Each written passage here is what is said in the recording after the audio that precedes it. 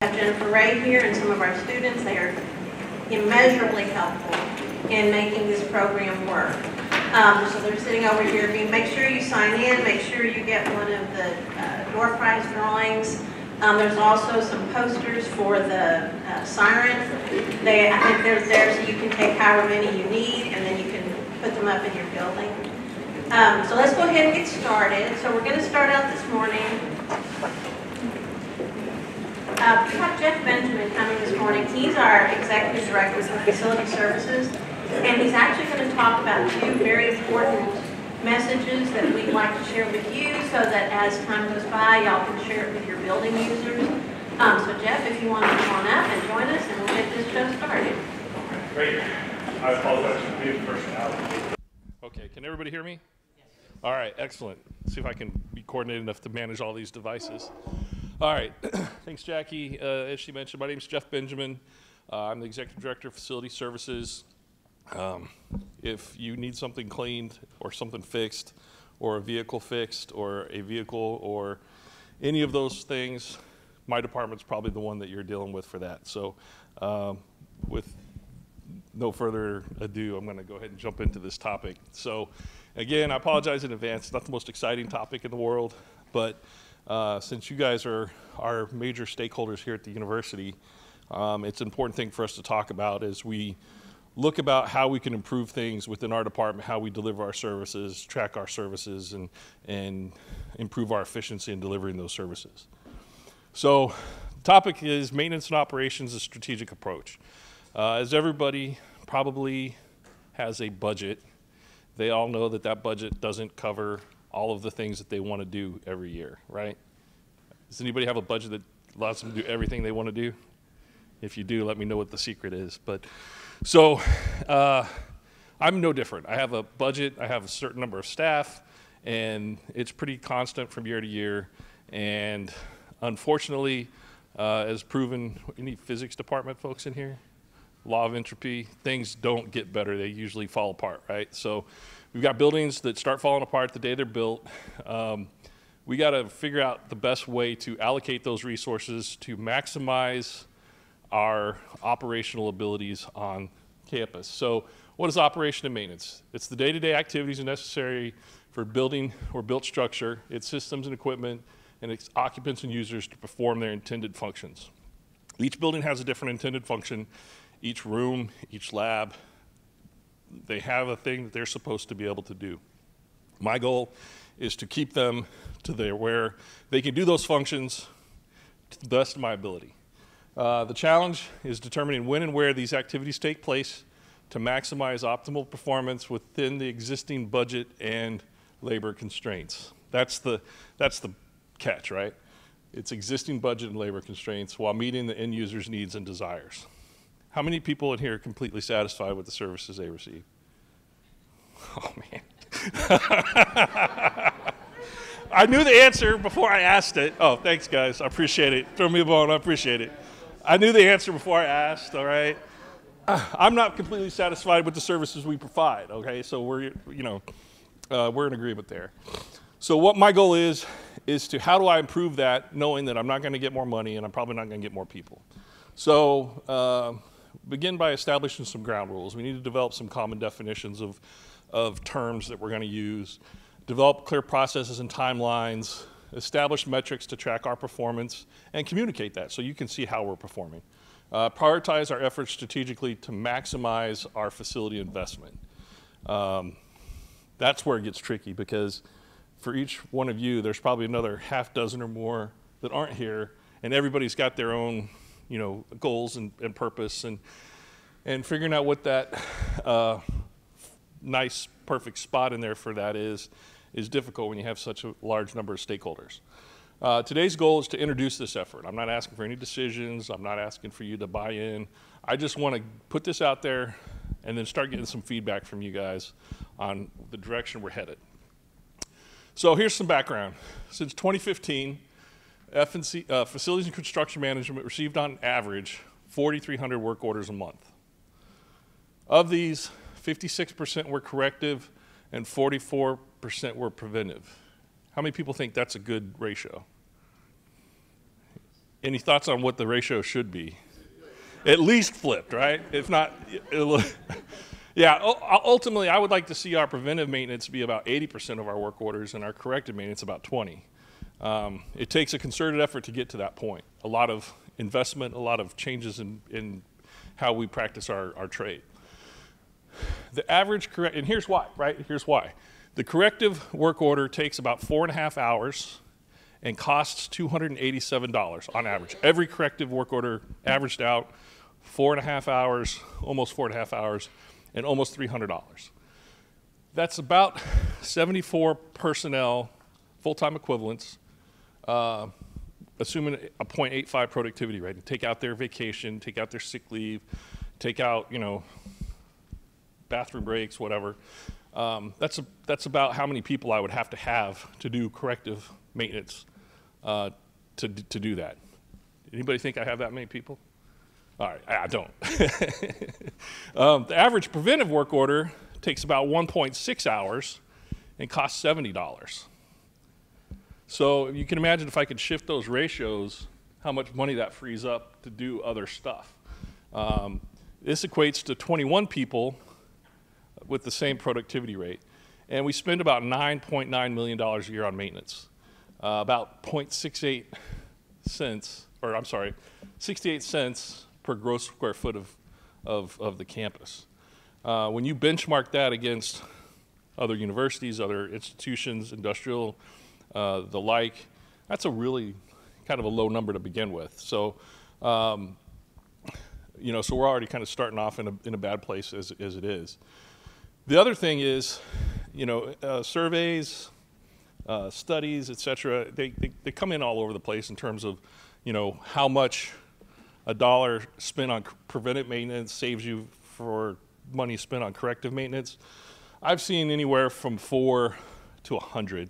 I'm being conservative here. So for every dollar that we can spend on preventive maintenance, keeping good buildings in good shape, you know, we're avoiding $4 in corrective maintenance down the road.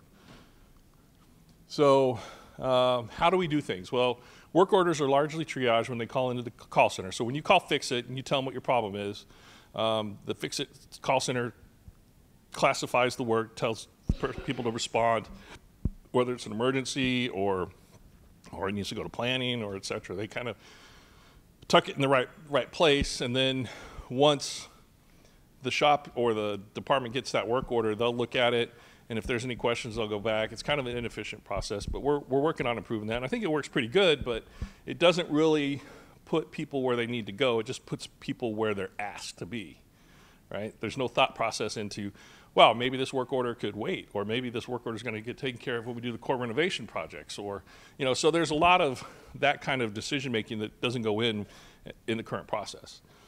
They're also triaged by a structured but undefined work group that consists of my MIC manager. How many know Steve Wright? Everybody know Steve Wright? Yeah. Some of my department heads and some folks from planning that look at the work order and say, well, this is really more of a project, so we need to send it to planning, that kind of thing. So we look at it there, but it's not really a defined group yet. And then the funding typically comes from either our HEAP funding or our maintenance budget or customer funded. You know, who's my auxiliaries customers out there? Yeah, you guys have all kinds of money, right? And so things get put into the system, and if they don't get taken care of right away, they kind of build up, and we get a backlog. And so we did kind of a purge last December. We had about 20,000 work orders in the system ranging back 15 years. You know, and maybe somebody who is still here that put that work order in, but, you know, it was such an insurmountable problem, so we kind of thought, well, if it's really that bad, somebody will put a new work order in for it. It's a horrible way to do this, but we didn't have any other way to fix this problem, right? Well, guess what's happened since December? We've started to slowly climb back towards the backlog. Now, we're not near 20,000 yet, but we're getting there, or we will get there if we don't do something different. So what I want to do today is talk about some key definitions some terminology. That's the first part. Let's go back to that first slide. Let's agree upon some terminology and make sure we all are speaking the same language. And then from there, we'll start working on how do we address it. What process and procedures do we put in place to improve the process, basically, start the process improvement. But I think the first thing is to get everybody on the same page as far as what we're talking about. So this is going to be a little boring as we go through each of these terms, but I think it's important because this is the language we're going to be speaking, and we want to make sure that everybody's in agreement with it. So when we talk about alterations, and this is just alphabetical order, I didn't try to think about how to do it any better way.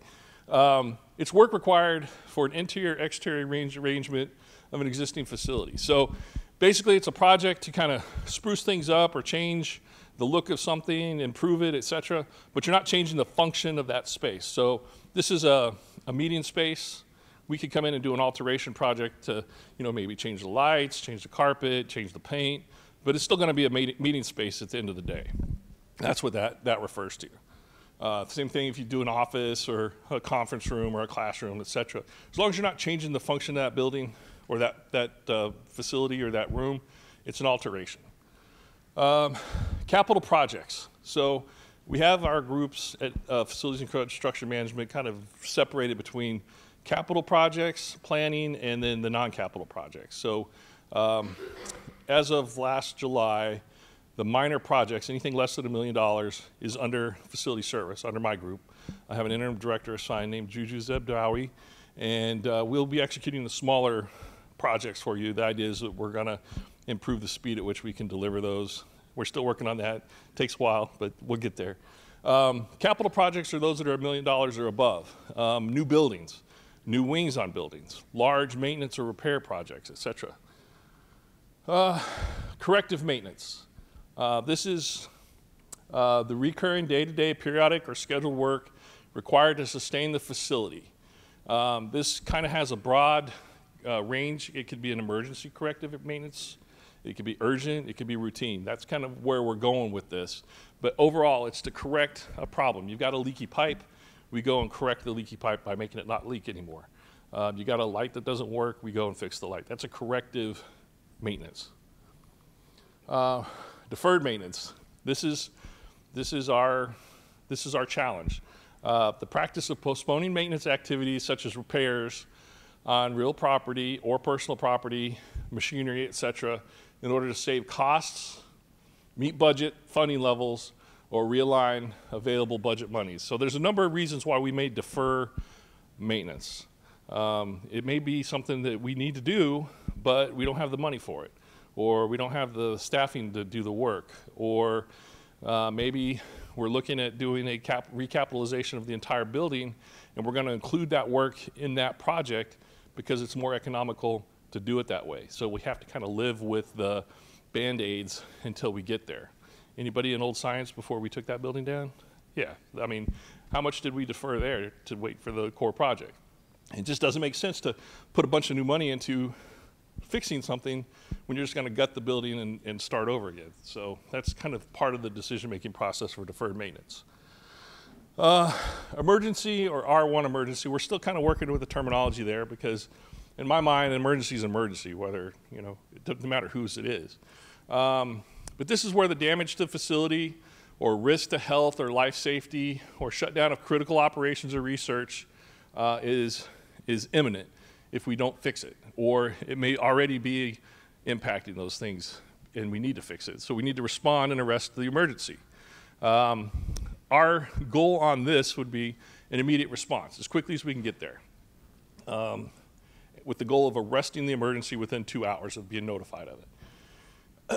But the goal would be not to necessarily fix the underlying problem. It would be to limit the damage that's being caused by the problem and then fix the problem under a different timeline. That may not always be the case, but that's kind of the thought process. Say you have, I don't know, an outlet that's sparking and arcing and, it's dangerous. So the emergency response would be to go to the building and secure the power to that outlet. then we would look at fixing the outlet under a separate timeline.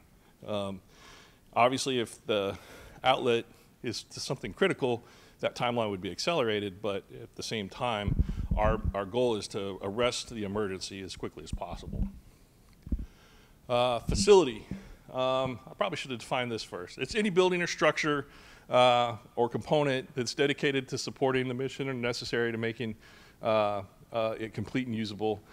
Components include real property and equipment associated with the facility. So the building, the air handler, the generator, the HVAC system, all those are considered facilities.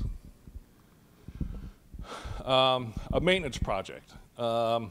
This is a project involved in maintaining a facility or a linear facility, which I'll define in a little bit, where the scope and magnitude of the work typically requires expertise or manpower that kind of exceeds what I have internal to the shops. So when we do the annual winter shutdowns to do maintenance on the substation, it's because I need to bring in specialty contractors to do that maintenance.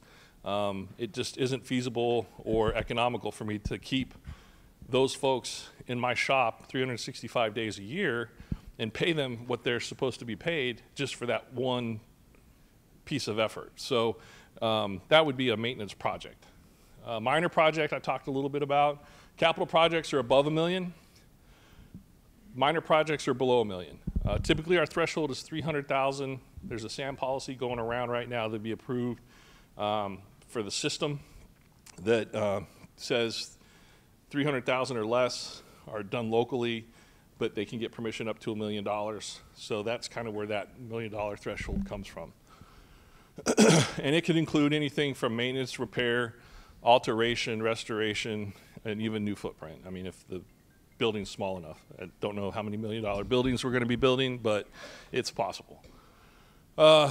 Minor in-house construction, that's the in-house work crew that I've got that does minor renovations, repairs, and alterations, mostly concentrated in carpenter trades, but I've got electricians and HVAC and plumbing and other subs that we can use to execute the full project. So it's kind of like my own little general contractor that we control. Linear facility, the difference between a linear facility and a facility is a linear facility is something like power distribution lines, storm sewers, water system. The whole system is the facility, and any part of the system is included in it. New construction, this would be construction addressing facility requirements and deficiencies that include either building a new facility like the new medical school or expansion of existing facility like the graduate school of social work. We're adding a new wing. It could be any one of those things would be new construction. Preventive maintenance. This is the care and servicing by my staff for the purpose of maintaining equipment in a satisfactory operating condition. The whole goal here is the more you invest here, the less likely it is to break down and cost you more money in the long run. That's where preventive maintenance is valuable to us. Project, I'm not going to belabor this one too much because everybody kind of knows what a project is, but for our purposes, when we are talking about projects, and this is still up for discussion, but typically if the work is going to require more than 32 labor hours, whether it's one person working 32 hours or 4 people working 8 hours, or cost more than $10,000, we're going to classify that as a project. And the reason for that is that typically the work that the maintenance crew does, if I took them aside to do too much of this kind of thing, then it's going to take them away from their preventive maintenance roles and responsibilities, and it's going to impact their corrective maintenance roles and responsibilities. So we will reclassify this into a different timeline for, hey, this is going to take a little bit longer to deliver. We may look at delivering it through the minor projects group. We may deliver it through a contract. It'll get a little bit more thought and scrutiny on how we deliver that service. Urgent work orders. So we talked about emergency work orders. The urgent work order is a work order that doesn't quite rise to the level of being a threat to health or life safety or shutting down operations, but it has a big impact to the operations, comfort of the mission of the customer, or doesn't, but it doesn't endanger their health or impact the research or whatever. The goal is there to respond to those within 24 hours and correct them within 7 days. Again, it may require reclassification as a project depending on what the cause of the problem is. So if we get a hot call, building's too hot, and we go out and respond to it, we might be able to put a spot cooler in, but to fix the underlying issue, we would have to replace the HVAC system. Well, the maintenance shop's not going to replace the HVAC system. It's going to take a little bit longer. So we respond to the hot call to try to make people more comfortable and help their operations be more smooth, but then we look at a different timeline for the overall fix.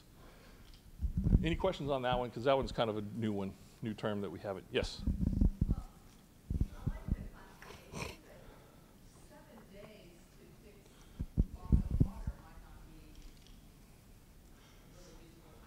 Yeah. Well, and when I talk about loss of water, it's, you're right. I'm not saying that we're going to take 7 days to fix it. I'm saying overall an urgent work order, we are shooting to fix it in 7 days. So if it's loss of water, we'll obviously try to fix it as quickly as we can because it's impacting the entire building. But say it's an overflowing toilet in a bathroom that's got 8 stalls. That's, yeah, it's inconvenient, but it's not shutting down your operations. So, see what I'm saying? Well, since you're saying this is a conversation, Yeah. maybe they're like hot and cold being comfortable or cold in a building. Yeah. Is, to me, less Yeah. urgent than hot toilets. Yeah. So there may be, could be 2 categories of needs to be fixed within a week versus needs to be fixed within 2 days. Yeah. Yeah. You know, Well, and again, I'm not saying that we're going to take up to 7 days to fix it. I'm saying that's our goal, is to fix all of these kind of work orders within 7 days. So, 7 days is a baseline standard. right, that's our metric for tracking it. Right, so like emergencies, responding and correcting the emergency within 2 hours. Urgent would be respond within 24 hours and correct within 7 days. Yeah. What's that?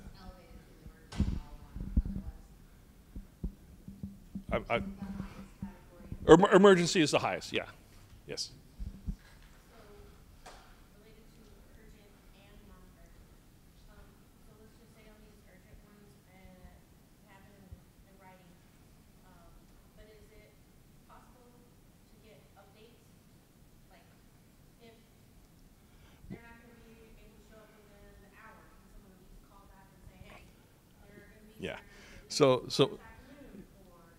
yeah, so my goal is to have updates on all work orders regardless, right? So that we're communicating with the person that put the work order in so that they know what's going on. So yeah, emergency work order, that person should touch base with you the minute they come in to say, hey, we're here to respond, we fixed it, or we arrested the situation, now we're going to do this. The pump is broken, we got to replace the pump. It's going to take 2 days to get the pump in. We'll be back to put the pump in when it gets here. That's the kind of communication they should be having, whether it's an urgent, whether it's emergency or routine. So, yeah. And I know it's tedious, and I know it takes away from maintenance to continue doing their work. So I try to reach out to the supervisor to give me that update, because Yeah. I know it's a lot. Yeah. Phone calls, I know the quotes and everything. Mhm. But it's trying to relate it to higher management that want to know, was it 2 days, it didn't take an hour, how much Yeah, it cost, they want all of that right away. Yeah. But then there's also the other part of communicating the status of when things are completed, because I get surveys all day long, and I'm like, I don't know unless I go to each one of these and check to see if they're done. Yeah. That's why I don't fill out all of the surveys, because I'm like, I don't know if they're done. We'll note that. Yeah. The communications piece, I am not going to try to defend. We need to do a better job. I'm working to get our guys to do a better job. The idea that my maintenance guys are too busy to communicate to you what they're doing or how they're doing or what give you an update, that's ridiculous to me. They're not too busy. That's their job. All right. we're in the service business. It's just taken a while to kind of build that culture. On that side, though, at least in my experience, for updates, I'm just gonna throw out names and not favoritism, it's just that they're excellent at communicating. So let's just say electrical shop, I gave great reports from Bill. Okay. In minor in-house construction, I always get updates from Steve and or Tina. So whatever they do, maybe other people want to follow them. Understood. Yeah, absolutely. Yep, we have some work to do. And even if it's not a phone call, if they could just go into it, communicate with Fix-It, so they can go in and enter. Absolutely. Absolutely. Yep. Absolutely. It's a sign or Yeah. Yeah. Yeah. I got you. All right. Oh, sorry. Yeah, well, that's the other thing is you should be getting leave behinds too, particularly if the maintenance person can't find you. It gets a little tricky if like they're working in a mechanical room, but there should be somebody that they touch base with to leave that leave behind. They should call customer service. Yeah, no, yeah, absolutely.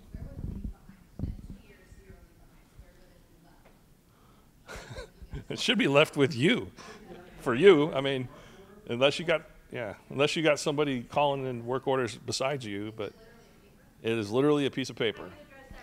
Punch Craig because they're his guys. No, I'm just kidding, Craig. It's actually become the Fix-It receipt, and we designed it, and they're being piloted with maintenance. Yeah. They're sort of a hang tag thing that has a tear off, so you should be getting one someplace. And for someone like you, Carrie, where you're so front and center, They should be handing it to you. great feedback for me and for Craig. Yeah, I've never, Yeah. November 16th when I started. yeah. No, Are we looking for a year? I'll take that. I didn't say we were good at it. I said we're supposed to be doing it. So we'll take the feedback and we'll. Yes, ma'am. Classify the urgency of the work order. Is it when we send it in, we say this is urgent, or does it get classified on the? Well, we'll have a starting point with some of these definitions, but if it's not readily apparent to the person in Fix-It, that's what you need to let them know. So, if you call in and I've got a clogged toilet, well, that might be an urgent call under normal circumstances. But if it's in the only restroom in your building, then that's a pretty much an emergency. So we've got to do some training on our part. We haven't rolled this out yet. We're still having the discussions about it. But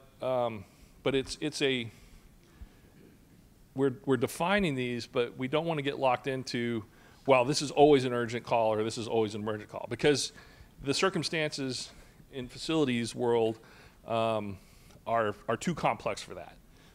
Same thing, like a hot and cold call. Well, my office may be hot, but the rest of the building may be fine.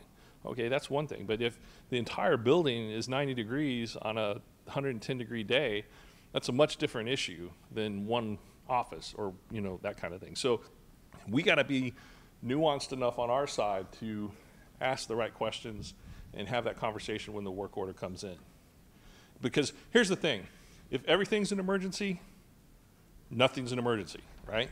So that's why we're having this conversation, because we want to prioritize the efforts of our folks to address the things that need to be addressed quickly and address the other things in a rational manner. Renovation and restoration, this is a type of project.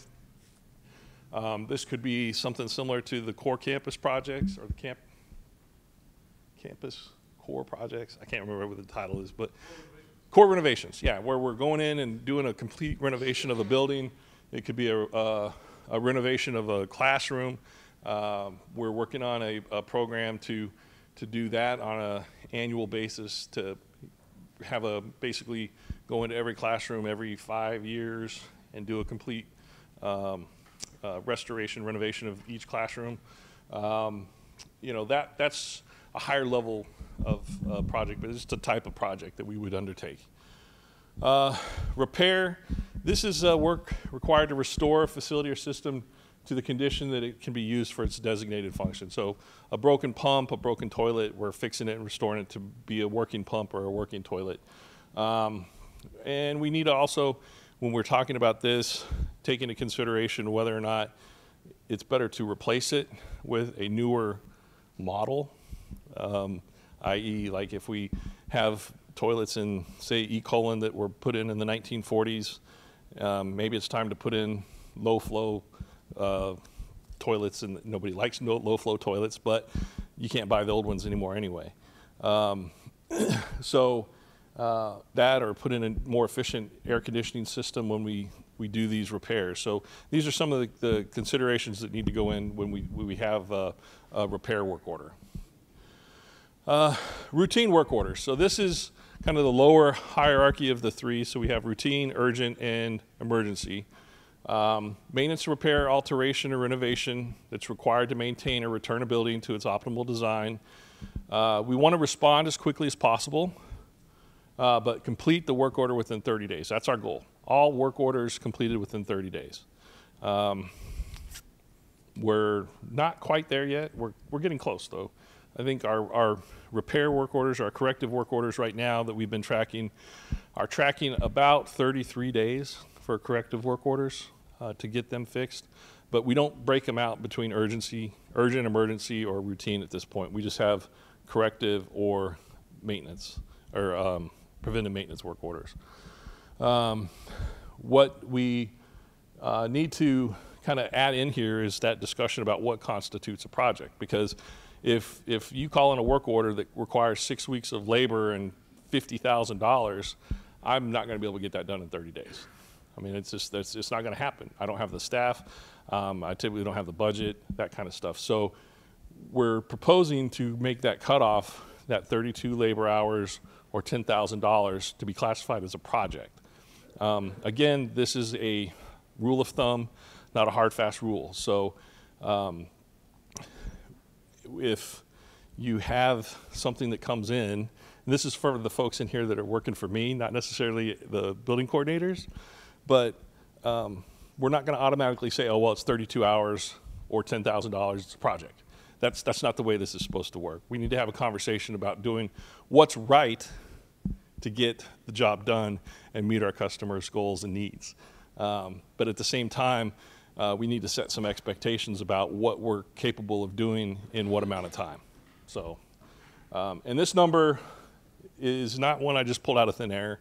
I was in the Navy for 24 years, did facility maintenance there, and this is kind of the rule that we use to classify maintenance versus projects. We had to operate under what was called the Davis-Bacon Labor Act, and under Davis-Bacon, we have some specific guidelines we had to follow if we were going to give a contractor maintenance work or project work, and that cutoff was 32 hours or $3,000. Well, I don't have to operate under Davis-Bacon, but I thought it was a good thumb rule, and I thought maybe $10,000 was a better threshold than $3,000. So that's where I came up with it. But this could be, you know, a routine work order is you've got a leak, we need to patch the roof, or replace a cracked window. The carpet has a tear in it, we need to replace the carpet tile, maybe some minor electrical repairs, etc. Work request, this is how work is entered into the system. You call Fix It, they enter your work order, and then it gets the process started. Whether you want a electrical socket repaired or you want a new medical school, that's where it starts. I'm exaggerating on the medical school part. That's a little bit different process, but you get the idea. If you want something done, call Fix It. That's the fastest way. And if you want to call me, I'm happy to talk to you. But what I'm going to do then is I'm going to call Fix It. So you've just kind of delayed the process to get your work order started. So, you know, I'm not saying don't call me, but I would say call Fix It first and then call me, because that way somebody's already assigning work to somebody to get that done, and then I can follow up on it and get your service provided faster. Work orders, that's how we track work. Fix It takes the work request, puts it into work order, and gets it assigned. And then you get a work order number, and that's how we track the work. The work request triage committee, this is the formal committee that we're talking about. This is to really look at those project-related work orders and make a determination of, yeah, this is probably a project, let's send it to planning or to minor projects or to capital projects. Or, you know what, yeah, we think the shops could probably handle this work. Let's go ahead and send it back to them to execute and schedule the work, but it'll be under a little bit different timeline than the urgent or the emergency or the routine work orders. It'll be a project timeline instead of a work order timeline. They can schedule the work, but yes. How frequently does that committee meet, or will it? Well, yeah, right now the informal group meets about once a week. It would be at least once a week. We may have to, evaluate, the workload and maybe do something different, but that's what we're doing right now. All right, so this is kind of a summary of what I've been talking about. The work order categories: urgent, emergency, and routine, called Fix-It Call Center. Response times, less than 2 hours, less than 24 hours, or less than 30 days. Projects, they will vary. Project work order, it's going to be determined by the complexity of the work that needs to be done, the cost, the budget availability, and the logic of doing the work, right? If the project is to do something in a building that we know we're going to renovate next year, then maybe we put that off and include that in the renovation. Or maybe we say, that's not really needed, we're just gonna have to get by until then.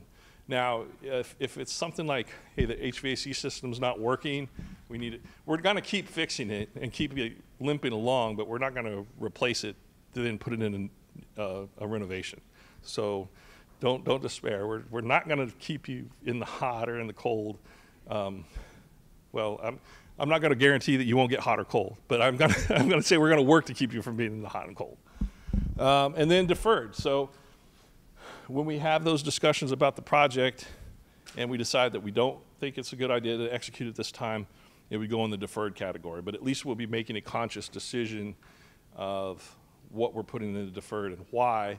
And it may be that, hey, there's a whole bunch of work in this building that needs to be done on our deferred maintenance list. Now let's put a big project in to correct the whole thing as opposed to trying to do it once every few often, because we can go out and we can get money from donors or from the state or from other entities to do things like that, as opposed to trying to correct each little thing out of our limited maintenance budget. All right, so talked about work classifications, meeting on a weekly basis, and determining who should go to planning, minor projects, capital projects, et cetera. The project types, I talked a little bit about that. This is a summary of those. Maintenance projects, maintenance or repair projects might be done by the shops, might be done by a contractor. Minor in-house construction projects, minor projects group, they would be executed largely through contractors, and then capital projects.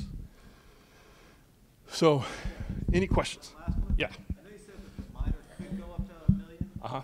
If it doesn't, who handles that gap between 300 and $1 million?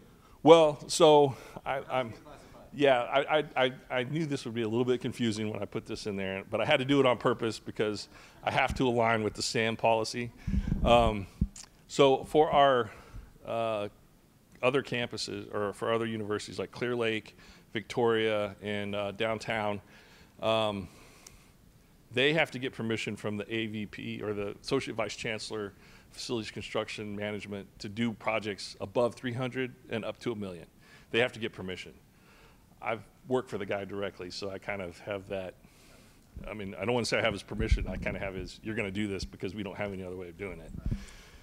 So for us, it will be basically up to $1 million, but I wrote it so that it complied with the SAM policy.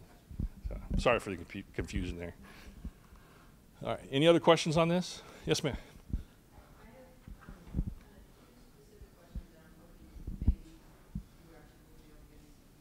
Okay.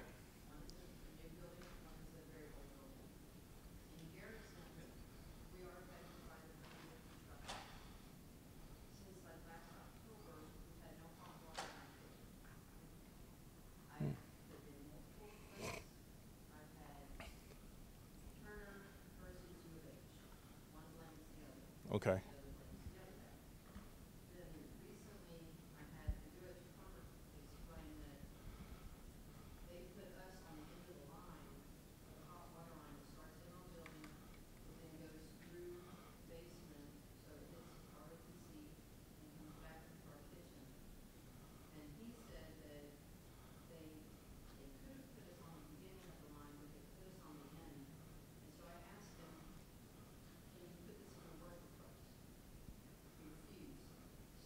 Okay. Actually, I did put in another work request to explain that, you know, the farmer says this, da, da, da, da. So then I had to follow up on it, and I was called by one of the dispatchers, and she's telling me, oh, well, this guy says it will be fixed at the end, and I asked, can I have that in writing? Okay. So that's been at least a month. All right. I have a person who might be able to answer you directly. We were meeting at 2:30 today to discuss that. Between facilities and the actual project, because there's equipment that serves both, and it's not apparent to the contractor that does that. Our guys know that just when they accomplish a building, and it wasn't in the plans. It's just like, we'll remove this piece of equipment, or we'll terminate this line, and it's affecting other things that we're meeting. Yeah. So we will, may not have your answer solved at 2:30, but we're gonna actually provide who is gonna be responsible for Right. this moving forward, so that you're not. All right. Yeah. These are electrical systems you have problems with right now.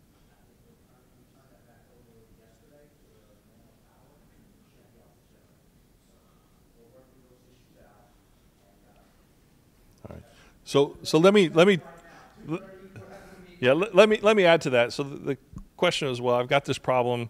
The guy couldn't fix it. They're getting the story. You know, I'm not going to go into the details. I'm just doing this for the recording. But in general, my philosophy on this is never take no from somebody who can't tell you yes. All right. So if you're not getting the answer that you want from the technician, or their supervisor, or anything else, here's my contact information. Please take this down. I know I'm putting myself in for a lot, but that's my job. That's what I'm here for. So you shouldn't have to wait for the monthly meeting to bring this up. If you shoot me an email or give me a call, I will get somebody on it and get you the answer that you deserve. It may not be the answer you want, but I'll do my best to get the situation resolved as quickly as possible. I wasn't aware of all these issues, but had I been, I could have probably short-circuited some of the back and forth and delay. No, I appreciate that. Yeah. No, and I'm not asking you to jump every time, and but yeah, if you have an issue, so two circumstances I encourage you to call me as quickly as possible. One is if you've got a situation that is shutting you down and you can't do your job, put a call in to fix it and then call me. All right? I know my folks are going to respond quickly, but if I'm aware of the situation, I can make sure that we're putting the resources where they need to go to fix the emergency. Okay? So that's situation number one. Situation number two is if you've got a situation that's dragging on and you're not getting resolution, don't let it drag on for, I wouldn't even let it drag on for past, if it's like a routine type thing, don't let it drag past the 30 days. Give me a heads up. Say, hey, you know, I've got this in, I'm not really getting the answers I want. I'm not gonna beat up on Craig. I mean, have I ever beat up on you? Okay. I'm not gonna beat up on Craig, I'm not gonna beat up on Mike. I'm not gonna beat my guys up, unless you want me to, I can do that. But my goal is to make sure that my folks have the resources that they need to do the job. And sometimes that's just a matter of what it is that the guy at the worker level just doesn't believe that he can ask for the resources. And so he says no, which I don't want them to do that. I'm trying to train them not to, but it takes time and trust and everything else. And so if you've got a situation like that, just let me know and I will work with my folks to make sure we get it addressed. Because there could have been some very simple things we could have done months ago to address that had I known about it. We could have put in a spot heat exchanger or something like that. Oh, they tried that. Okay. Yeah. Gotcha. Well, and that's my job, is to coordinate the different efforts. So I apologize for the specific situation, and we'll try to fix that as quickly as possible.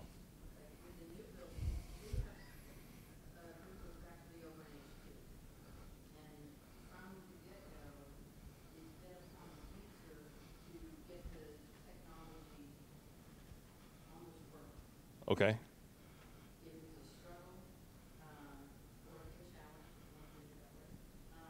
for our high school.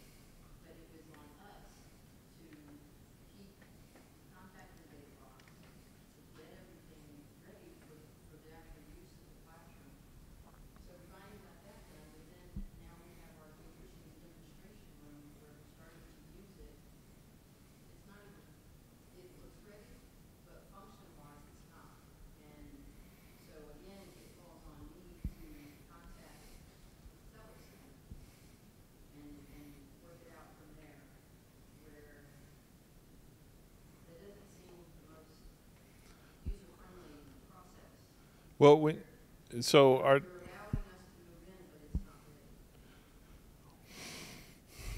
ready. okay, do we have anybody from FP&C here? Yeah, so, yeah, on that, yeah, I'm not the right guy to necessarily answer fully for that, but here's what should happen. They would have done a walkthrough of the building, should have had the end user with them when they did it to test everything out to make sure it worked. Did they do that? Okay, that was error number one. So, you know, that's the case. If the stuff isn't working the way it's supposed to, that should be a warranty issue that we would work through Telpson. I don't think you need to be doing that directly. Henry Anderson's our warranty person. Have you talked to Henry? Henry Anderson. Well, once it goes into warranty, it comes over to my side of the house, and no,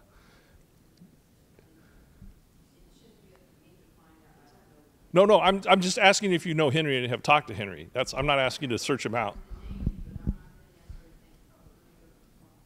Right. Well, the only reason I'm asking the proper thing to do would be let Fix It know that you have the problem, and they would put Henry in touch with you, because he is the warranty manager for the building. Right. So did you let Fix It know you were having a problem in the classrooms? No, I contacted, Okay. All right. because he was the project manager. Yeah. And my experience with project managers. Sure. Well, and yeah, and that's not a wrong answer either. If you've been talking with Trent and he hasn't been able to get it resolved for you, or just okay, is he still working to get it resolved, or just not?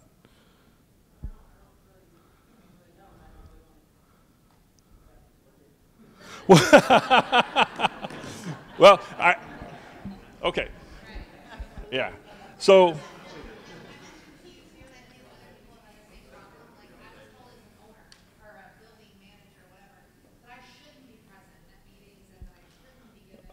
Well, I think that might be taken out of context, because that is not our policy, and that is not. Well, I understand, and should you be at every single meeting that we have on the project? No, that's what I'm talking about. For the person who said that, is what I'm saying is I think that's where they were intending to communicate, but how they communicated it was not correct or appropriate, okay? That is not our policy. That is not anything we've ever espoused to anybody. If we want our customers to be involved in the execution of their projects, bottom line, period. All right. Well, it's not your reality. I think we strive to make sure that everybody's included. In your case, it fell short. Yes.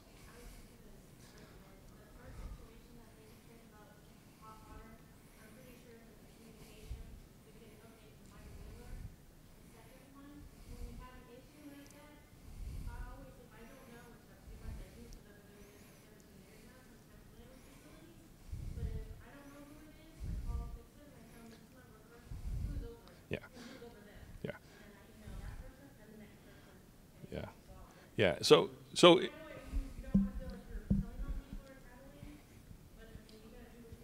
Yeah.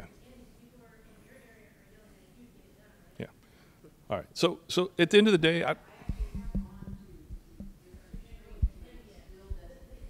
yeah. Well, again, if your case is not satisfactory at all. I don't want to put this on you. I don't want to say you did anything wrong, because you didn't. What I would say to generally answer in your situation is, if in doubt, call Fix It, and we will get the right person to address your problem. That's our job. You did call Fix It. On the Health 2? Yeah. And again, that's a separate thing that wasn't handled correctly after Fix It got the person there. That's when you call me, right? And elevate the situation. You shouldn't have to suffer through months of an issue without it being elevated to the appropriate level. If the technician doesn't want to give you the supervisor's name, call Fix It. They'll give you the supervisor's name. If the supervisor doesn't get you the answer you need and won't tell you his supervisor's name, call Fix-It, and they will tell you the supervisor. I mean, I realized that this was a bad situation that didn't get resolved, but had it got elevated to the right level, I guarantee I would have gotten it fixed.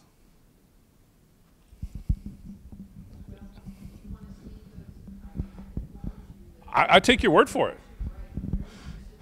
Yeah, no, I take your word for it. I believe everything you just told me, that it didn't work for you.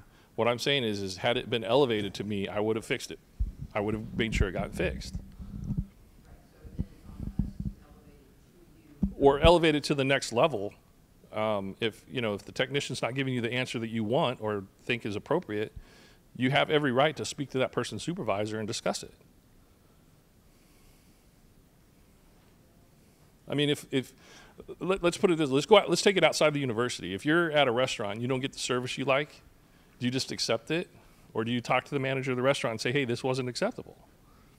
That's all I'm asking for you to do is, if you're not satisfied with the service you're getting, elevate it so I can do something about it. That's all I'm asking. I'm not trying to say it's your fault. I'm just saying, if I don't know about it, I can't get it fixed. Yeah. But let me look into the Health 2 issue and get the right person to work on that issue. Sounds like we got a plan to work on the other one. Yeah. Yeah. I'm sorry, do you have a question? I have a question, and I think I don't know if some other people have experienced this, and I wish Chief McDonald, or Marshall McDonald, Fire Marshal McDonald was here, so y'all can maybe talk less. We had a building inspection from the fire marshal. Mm-hmm. It was wonderful, very comprehensive, and I got about 8 pages of violations in an Excel spreadsheet. And a lot of them were, I could handle. This piece of furniture in the hallway. You have Christmas lights still up. Mm-hmm. And then I got about 3 pages that were completely maintenance. Okay. I mean, and they would just say the violation code, and it would say the location.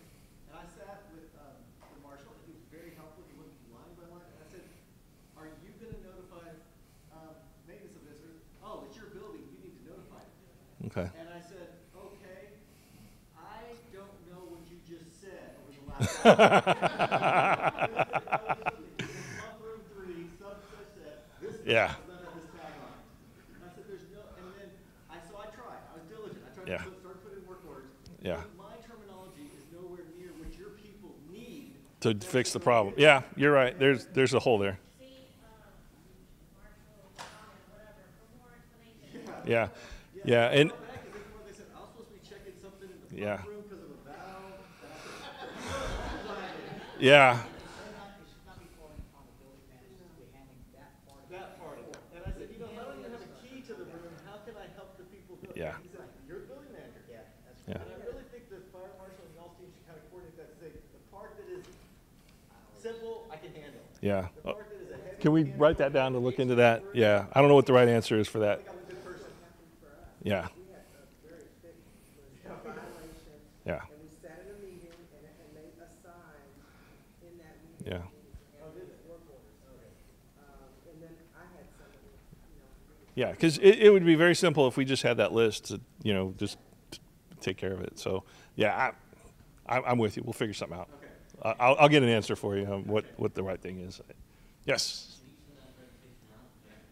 Yeah, Jackie and yeah, it'll be posted on our website. Okay, I've got one more presentation. It won't be as long as this one. I promise. I apologize. So this one is about water. I don't know if y'all have been following the news, but we were #1 in Houston recently, and not in a good way. We were Houston Water's #1 consumer of water, which I'm still doubting the statistics on that because I used to work for Houston Water, and I know who their customers are. So for them to say we were their biggest user, I know that's maybe their biggest commercial or residential user or something. But Anheuser-Busch uses a lot more water than we use. So I'll just put that out there. But the fact of the matter is, the headline was a headline. It was on KHOU. Yeah, it was great payback for letting us use Channel 8 to host their facilities as they put this out there on us. But all right, fake news. No, I'm just kidding. Not fake news. What is water management? So I like strategic and operational, right? Initiatives to put in place to reduce water consumption, reduce water loss, promote conservation, reuse of this important resource. I see water in a couple of different ways, but one of them is with dollar signs. Every drop of water we use costs us money to treat or buy from the city. So who's involved in this? Everybody is. Everybody in here, all of our students, staff, faculty, everybody helps contribute to this, this effort. Everybody uses water on a daily basis. Our maintenance staff, we have them out searching out leaks and fixing leaks. Operations staff over in the central plant, they produce steam and chill water. So they take the water in and they've got to treat it with chemicals and then put it into the system to send out to the buildings. And then staff and faculty and students who use water in their business functions, either in research, food service, etc. Why do we care about it? Well, few statistics. High quality water resources like drinking water utilities may be forced to consider treatment and use of alternative sources such as impacted surface waters, aquifer recharge and recovery or reuse. Don't know if you guys saw the article about the nation of Israel and their water reclamation plant. Well, basically, the water goes from the wastewater treatment plant to the water treatment plant. And they treat the wastewater and turn it into drinking water, which we kind of do that here in the US, but it typically flows down a river or two. So like Dallas will dump their wastewater into the Trinity River, and it'll come down to Houston, and we'll pump it out and turn that into drinking water. It's longer process, but same process. But that's what that's talking about. So this is why conservation of freshwater sources and water is important. There's an estimated 240,000 water main breaks per year in the United States, wasting over 2 trillion gallons of water. On average, at the University of Houston, we use about 436 million gallons of water, and it costs us about $4.4 million a year to purchase that water. And our chill water and steam system make up about 8% of that total usage, or about $350,000 a year. That's just the water. So if you think about the steam and the chill water system, they're closed systems. Theoretically, those systems shouldn't need makeup water. But because of leaks or illicit connections, et cetera, we lose water, so we have to add water and chemicals to treat it and put it into the chill water system. Does that make sense to everybody? Okay. So what are we doing? So we're specifying the use of water conserving devices in our new facility. So when we build a building or we renovate a building, we're upgrading the faucets, the toilets, the water fountains, et cetera, to be low flow. Make sure that we're not using more water than we need to. We seek out leaks and other sources of water loss and try to quickly repair them. Looking for projects to replace old irrigation systems and looking to work with the city of Houston to either use reclaimed water or drill some wells to provide aquifer water for our irrigation system instead of buying treated water and just dumping it in the grass. And then respond quickly to water breaks and leaks and other sources when we get them reported to fix it. We're also looking at metering and sub-metering our buildings.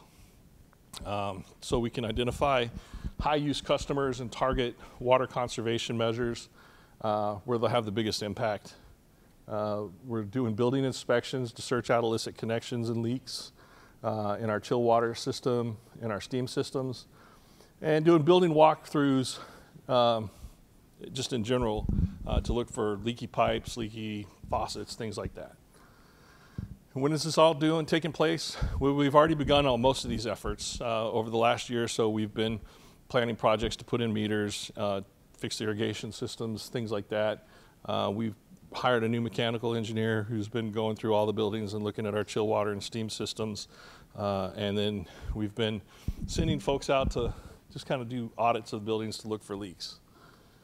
Here's a few examples, and I tried to frame it so nobody's put on the spot of where these are. But this is a chill water system that has a drain pipe. You can see where it comes in out of the chill water system, and there's a connection. And then if you follow the connection, it kind of goes into a drain pan, comes out of whatever system they're using, goes into a drain pan and into the drain. So basically it's just taking water out of our chill water loop and dumping it into the sanitary sewer. And we have to make that water up, and we have to add chemicals. So there's a cost to that. Here's another one where a piece of equipment, it goes in, does its thing, and then goes into a drip pan. The way you can tell it's chill water is we dye it. It's got a blue dye. So if you see a pool of blue dye, it means you either have a chill water leak or bigger problems. But yeah. That's how you know it's a drinking water leak or a chill water leak is the dye. And you know, we do understand that there's needs to tap into the chill water system for equipment, keeping things cool, lasers, magnets, you name it. There's all kinds of reasons for it. What we want to make sure is that we're working together to make sure that when we do that, it's a designed system so it returns that chill water back to the system and not dump it down the drain. So how can you help? If you find a leak, report it immediately. Whenever you encounter them, if you got urinals that are overflowing or continuously flowing, or toilets that are continuously flowing, fire sprinkler pipes, if you're starting to get wet ceiling tiles, let us know. We'll come out and we'll address it and we'll get it fixed. Coordinate with facility services before you connect any equipment to our chill water, steam, or drinking water systems, just so that we're coordinating that effort, that it's not in the drinking water side. We want to make sure we're not contaminating the drinking water with whatever we're doing. But on the chill water or steam side, we want to make sure that the connection is closed instead of just dumping into a drain. And then conserve water where you can. If you have equipment that uses water, steam or chill water already connected, let us know. We're trying to do an audit and get to every space. But if you have something, let us know, especially if it drains to the sanitary sewer. We just want to work with you to figure out a better way of connecting that equipment. And then don't let faucets run longer than you need to. And if you have any issues, let us know. We can help. All right? So a lot shorter. Any questions on that? Okay. Thanks.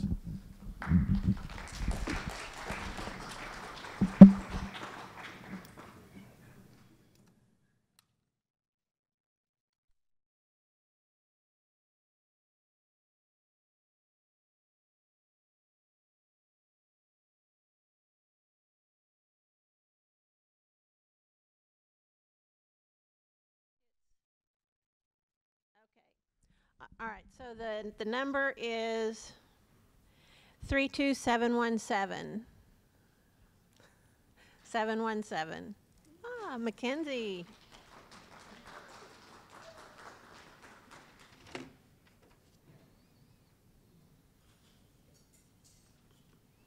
Okay, we're going to turn the program over to Nick Tamayo. He is with Facilities Planning Construction. He's a senior facilities planner, and he's going to give you some information about how planning is developing, the things they are doing, and this is a fairly new area that's really been identified, and so let me turn it over to Nick.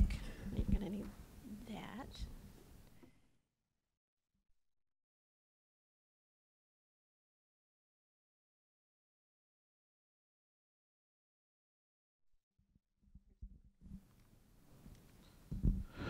All right, good morning. For those that don't know me, I am Nick Tamayo. I'm a senior facilities planner, as Jackie mentioned. Our reporting structure, as you can see, we report to the AVC AVP, David Oliver. We report to Krista Rick. And then on the facilities construction side, we have Nick Mary, who's a new employee. He's been here a couple of months. I'm not sure if you guys have met him. Really neat person. If you have construction questions, talk to your PM, and Nick Mary. An email would be sufficient, I think, to report concerns with capital projects. On the planning side, we basically handle everything that comes in as far as work orders. We program it, develop it.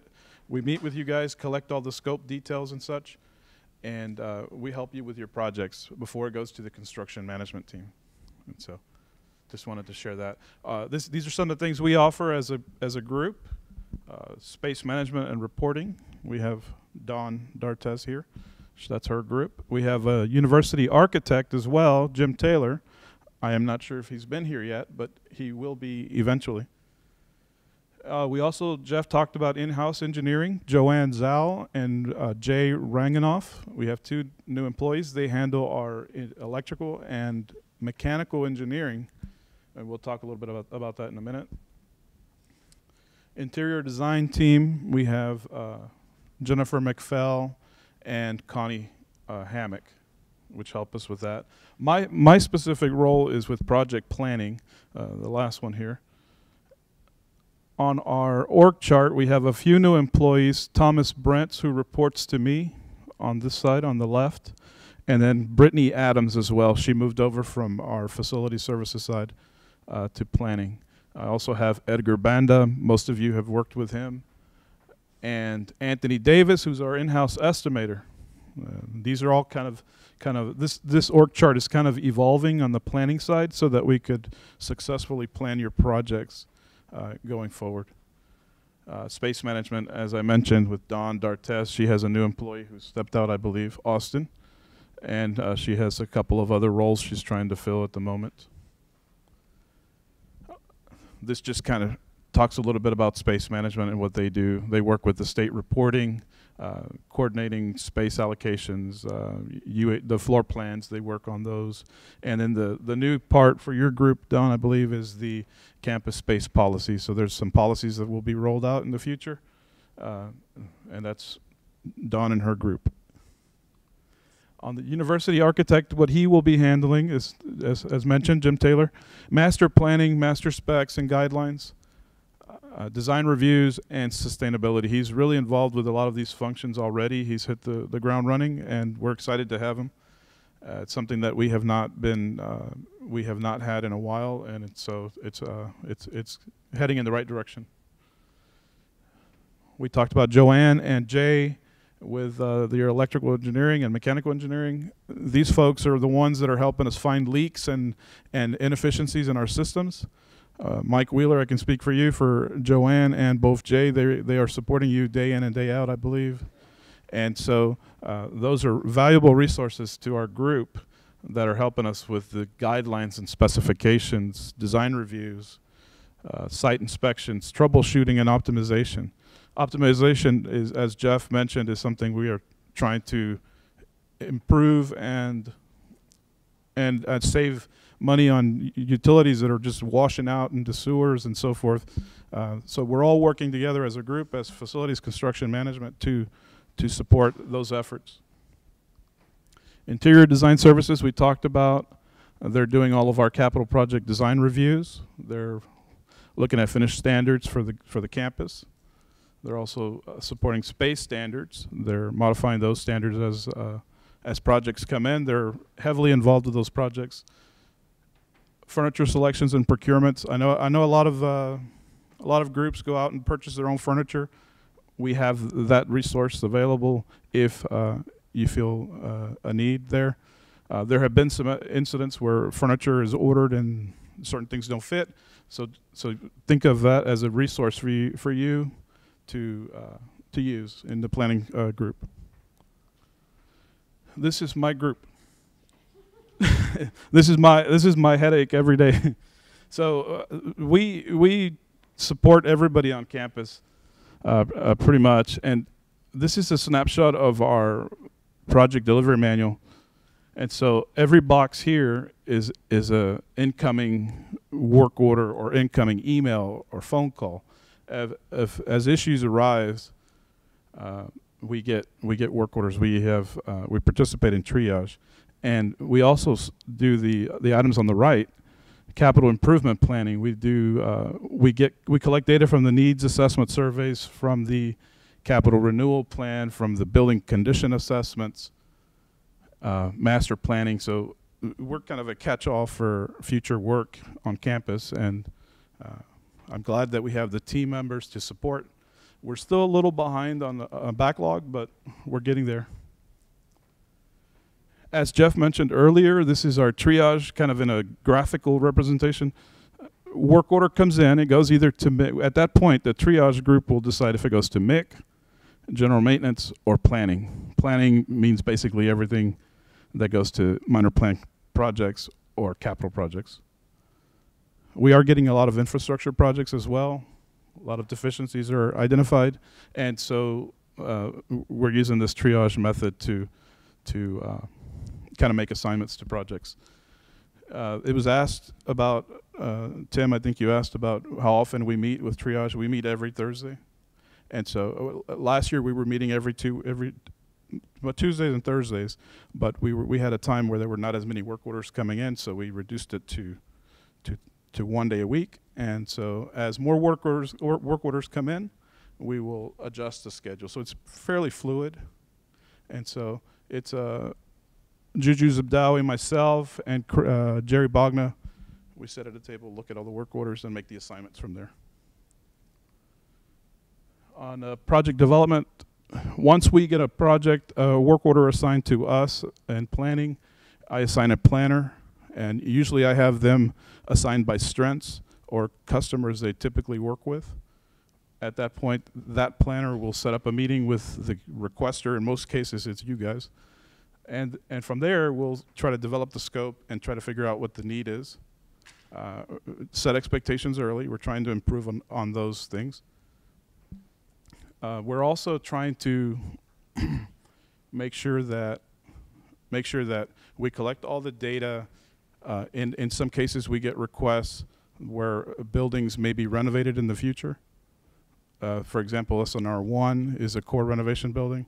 We get a lot of requests for folks from NSM for those buildings, and sometimes it doesn't make sense to go forward with some of the renovations that they want because of the fact that it will be a fully renovated building in the future, and so we try to get ahead of the curve on a lot of those.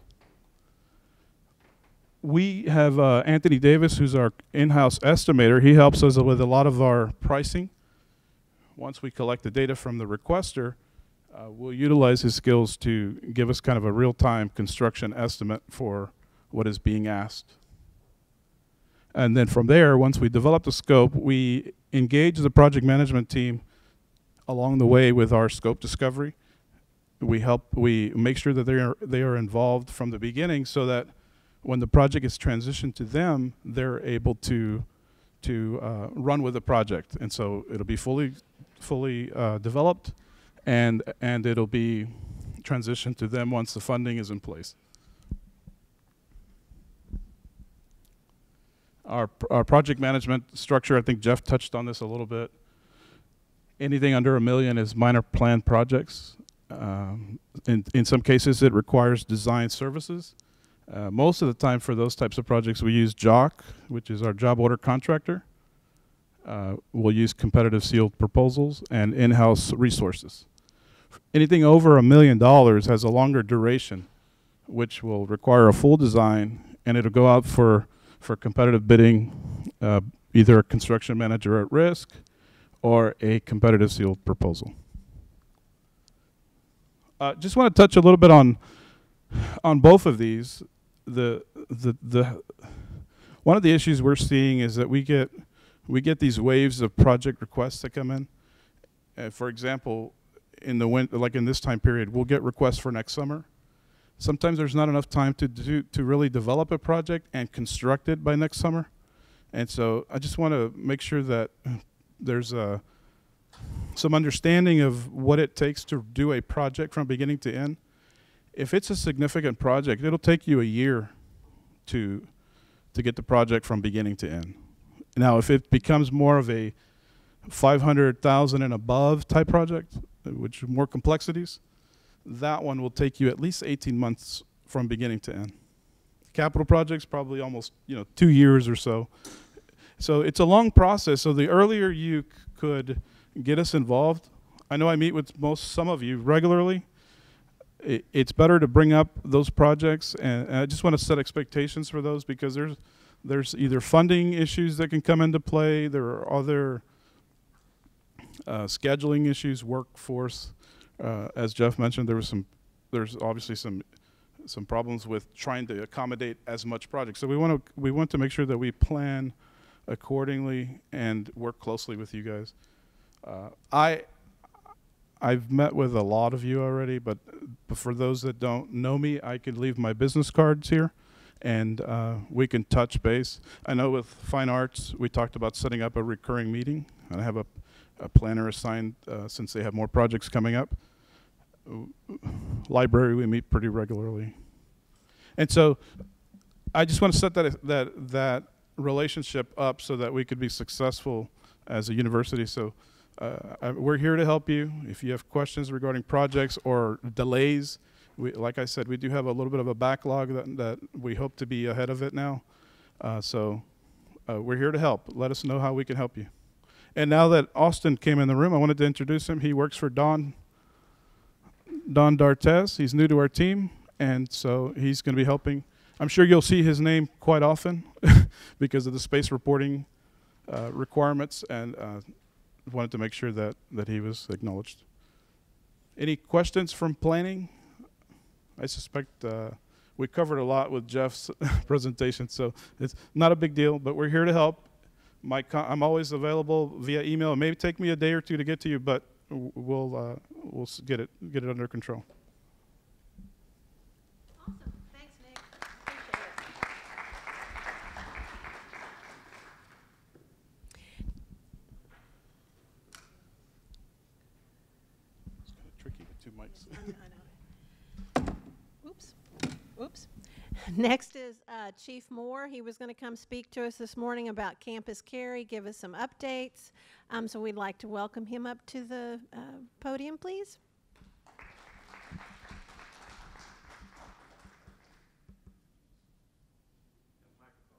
Yes, this is for the room. Wow. Okay. We're getting really fancy. Set me up, huh? Yes. So that's for the room. And this one is for the recording, the one you're holding. You recording me too? Yes. Yes.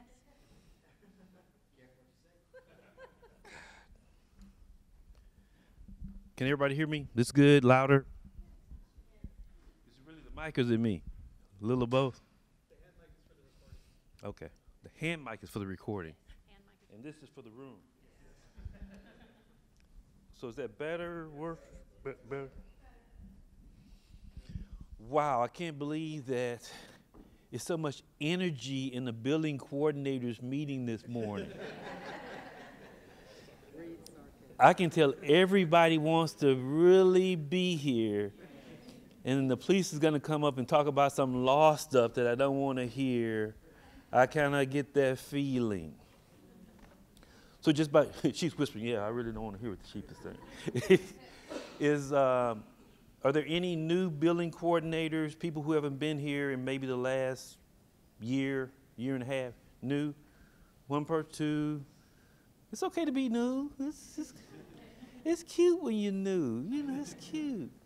Okay, quick history of campus. You say wrong, it's not cute when you're new? Okay.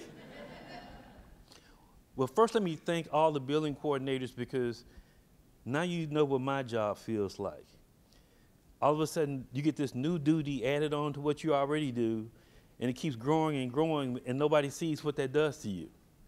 So my job was kind of like that. This Campus Carry situation was a situation like that. For those who weren't here, Campus Carry has been an issue in the state of Texas for years. And people have always wanted, there are groups that have always wanted Campus Carry, and it would go to the governor, or they would look at the putting the statute in place, and it never passed. So in 2015, the governor, Greg Abbott, said, if I get a bill, I'm going to sign it. So all of a sudden, he got a lot of energy, and the law passed.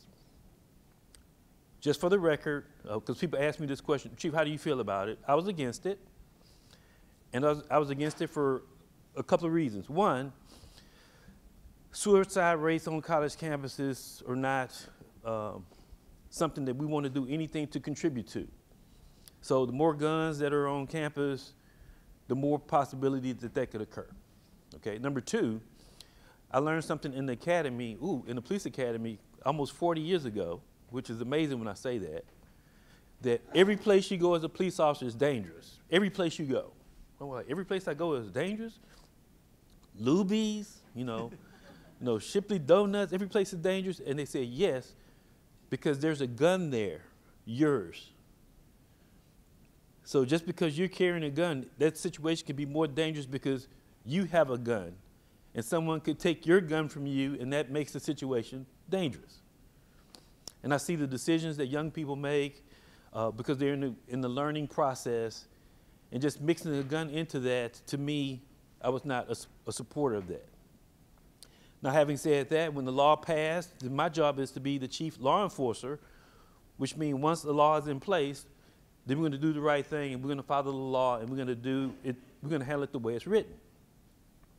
So one of the things we spent a lot of energy on is we had town hall meetings, we talked to a variety of groups, we answered questions online, we did trainings to make sure everybody understood campus carry and how we got the law.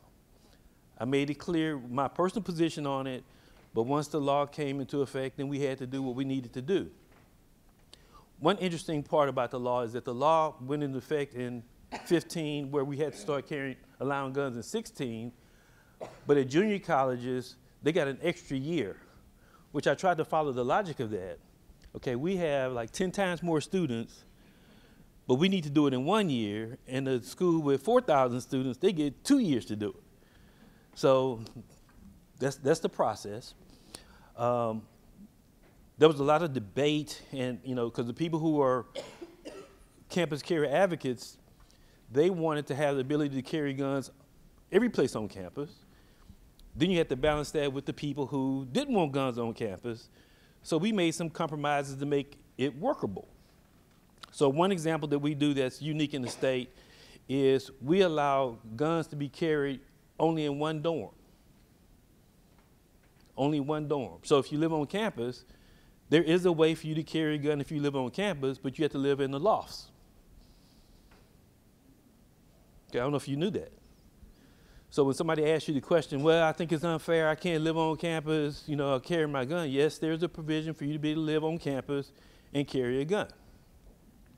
Something else we did that was unique is we have a ballistic-proof storage facility at the police station. So if somebody wanted to store their gun, they could come to the police station, and it's the best one in the state. You come in, and everything is on video. We bring out biometric safes, which will open with your fingerprint and open and lock with your fingerprint. So we put that inside of a safe. So if you want to store a gun at the police station, state of the art, state of the art. So if you go in there and you accidentally shoot your gun in the safe room, it's ballistic panels. It can't go out the room. It can't hurt anybody. It can't hurt you. So he's put a lot of time and effort in doing that. One of the main things I wanted to tell the building coordinators, make sure I explain it to everyone, is does everyone know how they fit into the campus carry, plan? Okay?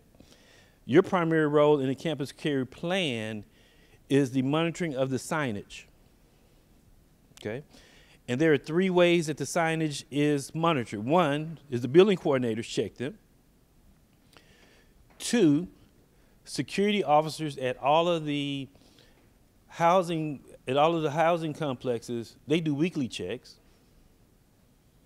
And then Denisha does random checks. So there's 3 ways that the signage is checked.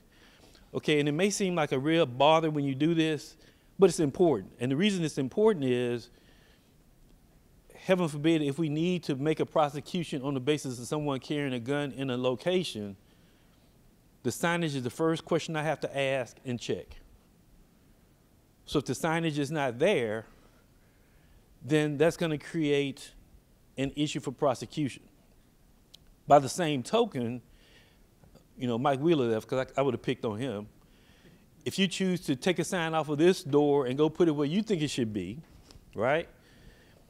Then you're creating another issue because now you could have a law enforcement person dealing with someone on the basis of what he thinks is legitimate, and then it turns into a whole mess because someone chose to move the sign. So maintaining those signs, even though it may be a chore, I'm gonna use the word chore, it's important for us to make sure if the need ever arises, we're in a good position if we have to file a criminal case. Someone may ask, Chief, how have we really been impacted by campus carry? And I can ask you the questions. Have you seen any difference in your day-to-day activities on the basis of campus carry? Okay? This is the tougher question. Now, do you feel any different knowing that there's campus carry being allowed? Do you feel different when you come to campus? Anybody feel different? When we bring it up, you don't like it? When you bring it up, you don't like it? I'm not gonna go to the lofts anymore. I'm not gonna be going Look, Chief, I'm not going to the lofts. Okay, but if that's the case, then you have to look at the schedule of where guns are allowed, and every place where guns are allowed, you'd have to, like, hopscotch around campus, going to different locations. I mean, because, you know, because there are places on campus where the building may have rooms or areas where it's allowed or not allowed, and to know that, you know, if that's part of your daily processing, it's going to be hard to get around campus if you're walking around with the appendix to the campus carry policy, seeing where you can go and where you can't go. But I'm feeling that the notion of campus carry makes you uneasy just knowing that that occurs on campus. But typically, people don't think about it unless somebody brings it up. Until I brought it up, it wasn't in your thought process. Right, you brought up the part about young college students and that started making me a little bit. Yeah, it makes. That before. But that was the discussion when all this happened. And the town halls were pretty animated. That's a good term. There were those who were clearly on this side and some clearly on the other side. And the people, for the most part, their belief, their perception, they were there. It wasn't like I'm moving, seeing this way. If you were against, you were against. If you were for, you were for. So my job is to monitor it and ensure that we're doing the right thing and enforcing the policy. Let me tell you my two experiences with CHL holders on campus. And since we family, I just talk about everything openly. I don't try to keep any secrets. I try to be as transparent as I can. We had one event where there was a CHL holder student was on entrance 1, and I think somebody turned in front of him or didn't put the signal light over before you know, the typical thing that happens every day when you leave U of H, right? Yeah, the norm, you know, they don't put the signal on, they just get over, right? And you're like, man, they cut me off. They cut me off. It's personal. So this situation happened, and so I'm going to call it the CHL student, licensed to carry student, who's behind, chooses to follow the car that cut him off, okay? So when situations like this happen, somebody help me out. Somebody tell me what happens next.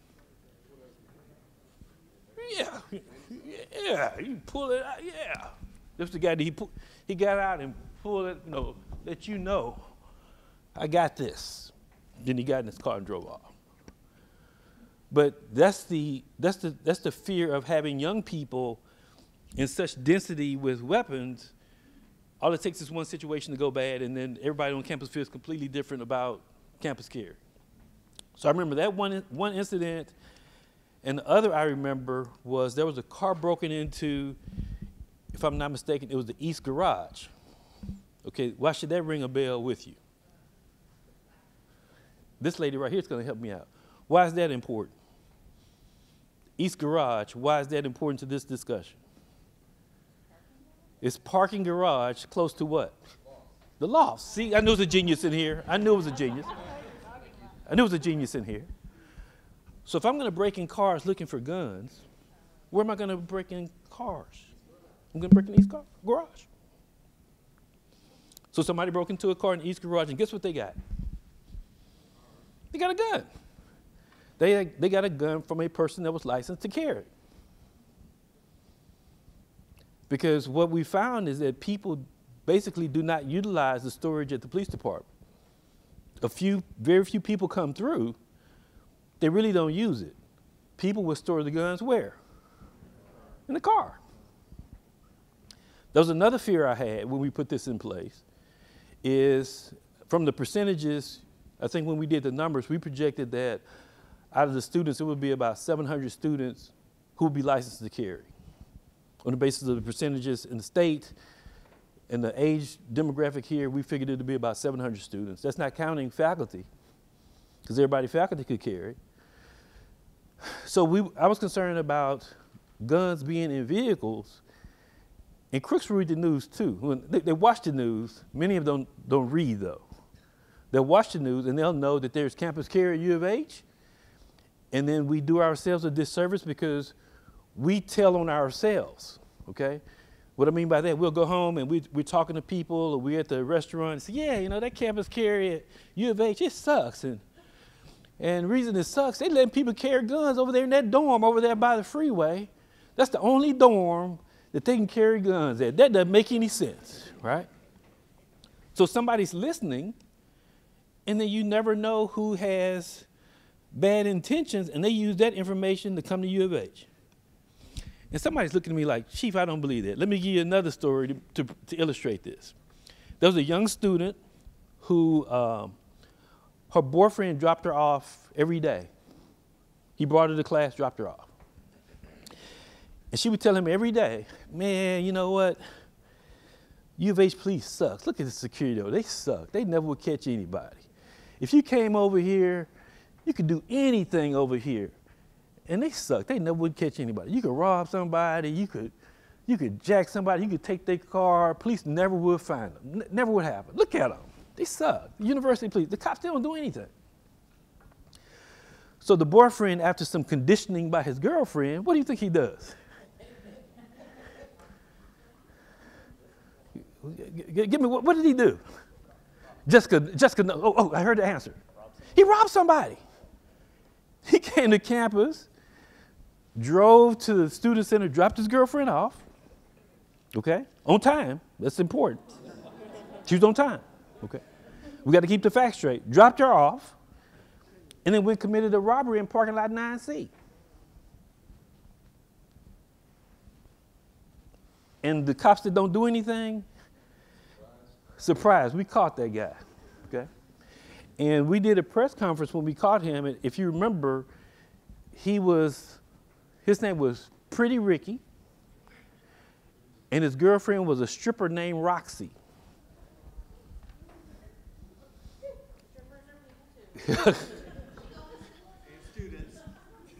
So when we found out their names, I knew that the media was going to run with that, because I remember, watching the coverage, and everyone, they kept saying it was a stripper. Pretty Ricky and a stripper named Roxy. And it's just interesting that we say things that impact our safety. We've been talking about our term that we're going to try to really push out is co-production of safety. Everybody looks to the police chief, the police department. Safety is all you. No, safety is all of us. And things that you say and do impact that.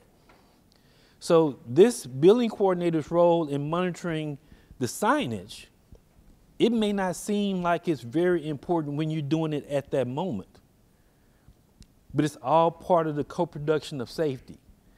If you hear something that is, I'm using the term out of order, you need to tell somebody. You need to tell somebody. I want to say one last thing before I answer questions. I heard a question earlier. Some young man was talking about there was a fire, and they sent him a list of violations, and then they're not communicating with, what was the young man? Okay, and they're not communicating with the appropriate facilities people to get that done. Something happens that many of you may not know that happens, and this is good information for you to know. Every day, every shift, 7 days a week, 24 hours a day, I get a shift report, which is crafted just for me, from my officers. So everything that happens, I get a mini report of what happened for me. And when I get those mini reports, I send those to the appropriate vice president in charge of that issue, okay? So I'm gonna use a fire as an example. If there's a fire, I get a little mini report of that. So when I get a note of a fire, when I get that report of a fire, what do you think I do with that information? Who do I send it to? No, I don't. I send it to Malcolm Davis, who's his boss. I send it to David Oliver, who's over facilities. I send that to risk management too, okay? So what happens is Malcolm is supposed to check with his people. Hey, it was a fire there yesterday. Did you guys do everything you're supposed to do? Oh, yeah, Malcolm, I met with the people over there. I chewed that guy out, that young guy over there, and I gave him a list of all his violations. And so he'll know that, Malcolm will know that that happened. So David Oliver's gonna say, hey, it was a fire yesterday. Did y'all go fix all that stuff that needed to be fixed on the basis of that fire? Did y'all have the conversations y'all needed to have because of that fire? Then risk management will say, we have insurance coverage over this much, and we're gonna, the insurance is gonna cover this much, and then we have to pay this much. So there's some things that are happening that people don't know that's happening about every event that comes to the attention of the police department. So people ask me, hey, Chief, I saw your email at 4 o'clock this morning. I say, yeah. I say, something happened and it was important and you needed to know, because what happens is sometimes when you come to work, if I wait 6 hours or 10 hours to tell you about that, then that's not good. If there's a foot of water in the basement of E. Cullen, I can't wait till about noonish to send that through. So it's not unusual for the provost, the chancellor, any of your vice presidents to be receiving emails from me about things that are in your shop. And you would know about the cross communication that's going to all parties that are impacted.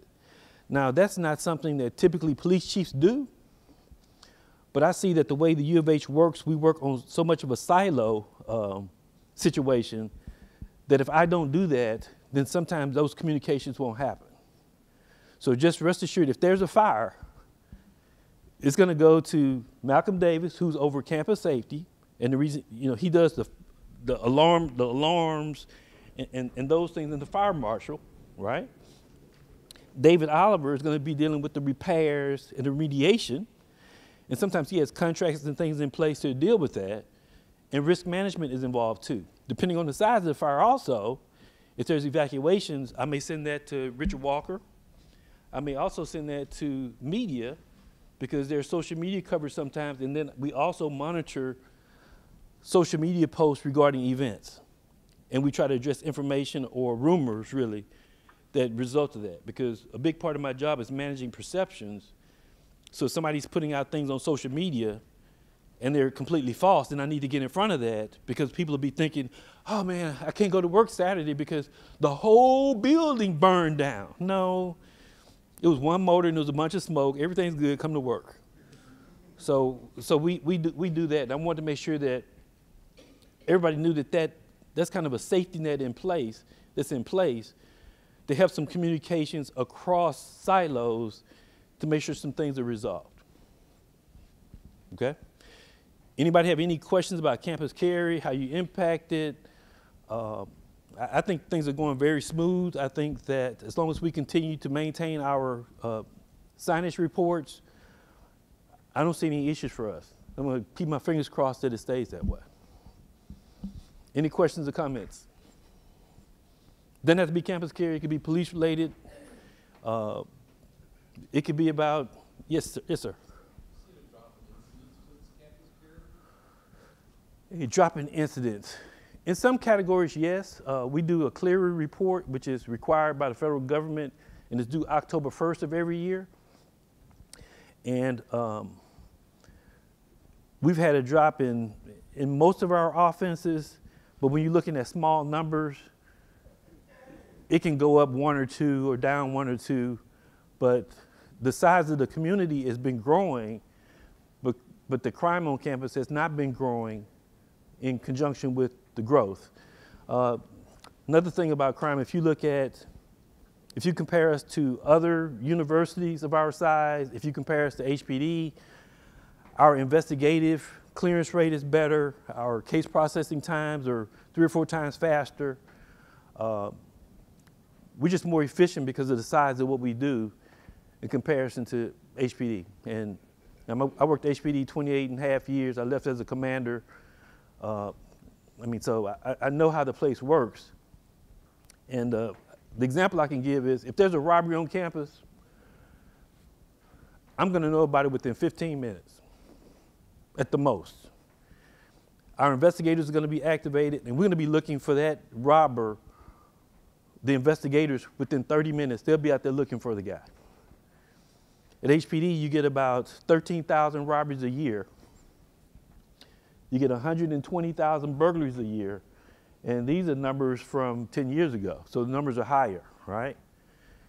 And in investigations, the way HPD works, when a robbery happens, it's about 3 days before that case is routed to robbery investigation to be investigated. It may be another day or two before it's assigned.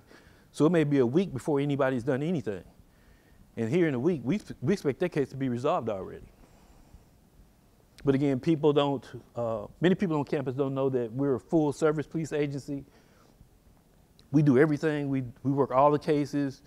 We collect all the evidence. We do everything.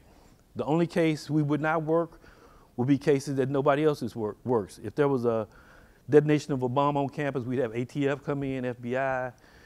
If it was a mass shooting, we'd have federal assistance from DPS.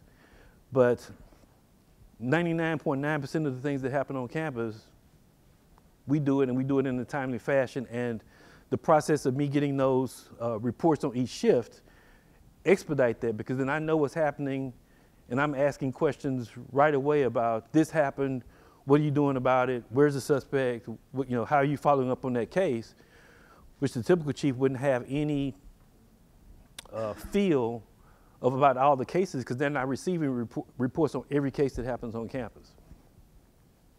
7 days a week, 3 times a day, 7 o'clock, 3 o'clock, and 11 p.m. every day. So, good question. Any other questions, comments about anything? Everybody loves the police department here? I didn't feel that. I didn't feel it. I didn't feel it. I appreciate everybody. Oh, well, there is a question. Oh, I'm sorry. Yes, ma'am.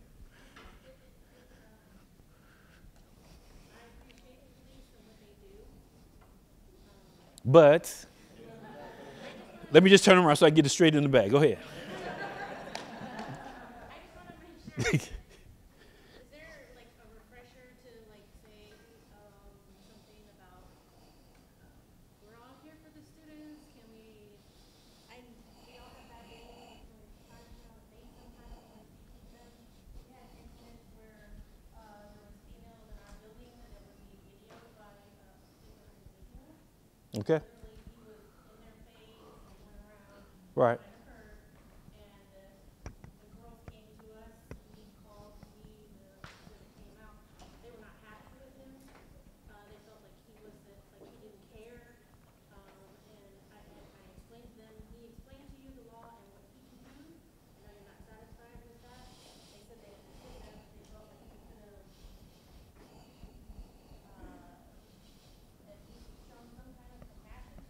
Mm-hmm. They felt like they were being violated and nothing was being done. And so there may have been some staff members, not myself, who may have encouraged them to take it to Dr. Couture. Wow. Okay. Because there were 2 of them that apparently have some kind of internship that required them not to ever be on some kind of social media. Mm-hmm. They were afraid that they were going to lose their positions. And again, like I told them, you document it, you go get your report number, and you file that incident with your employer so let them know that you willingly were reported, and that way you can cover yourself. But however, we have to make sure that we feel like, well, they just come in and act like they don't care about us. I'm like, it's not necessarily that they don't care, but they have a long day, they deal with a lot of issues. I don't know, I just wanted to bring that to your attention. Okay. If you work for me, there's a almost daily refresher on what we're about. So our core values are effort and respect, and they know that if you come in my office and I'm talking to you about effort and respect, 1 of them, you're going to probably be in trouble.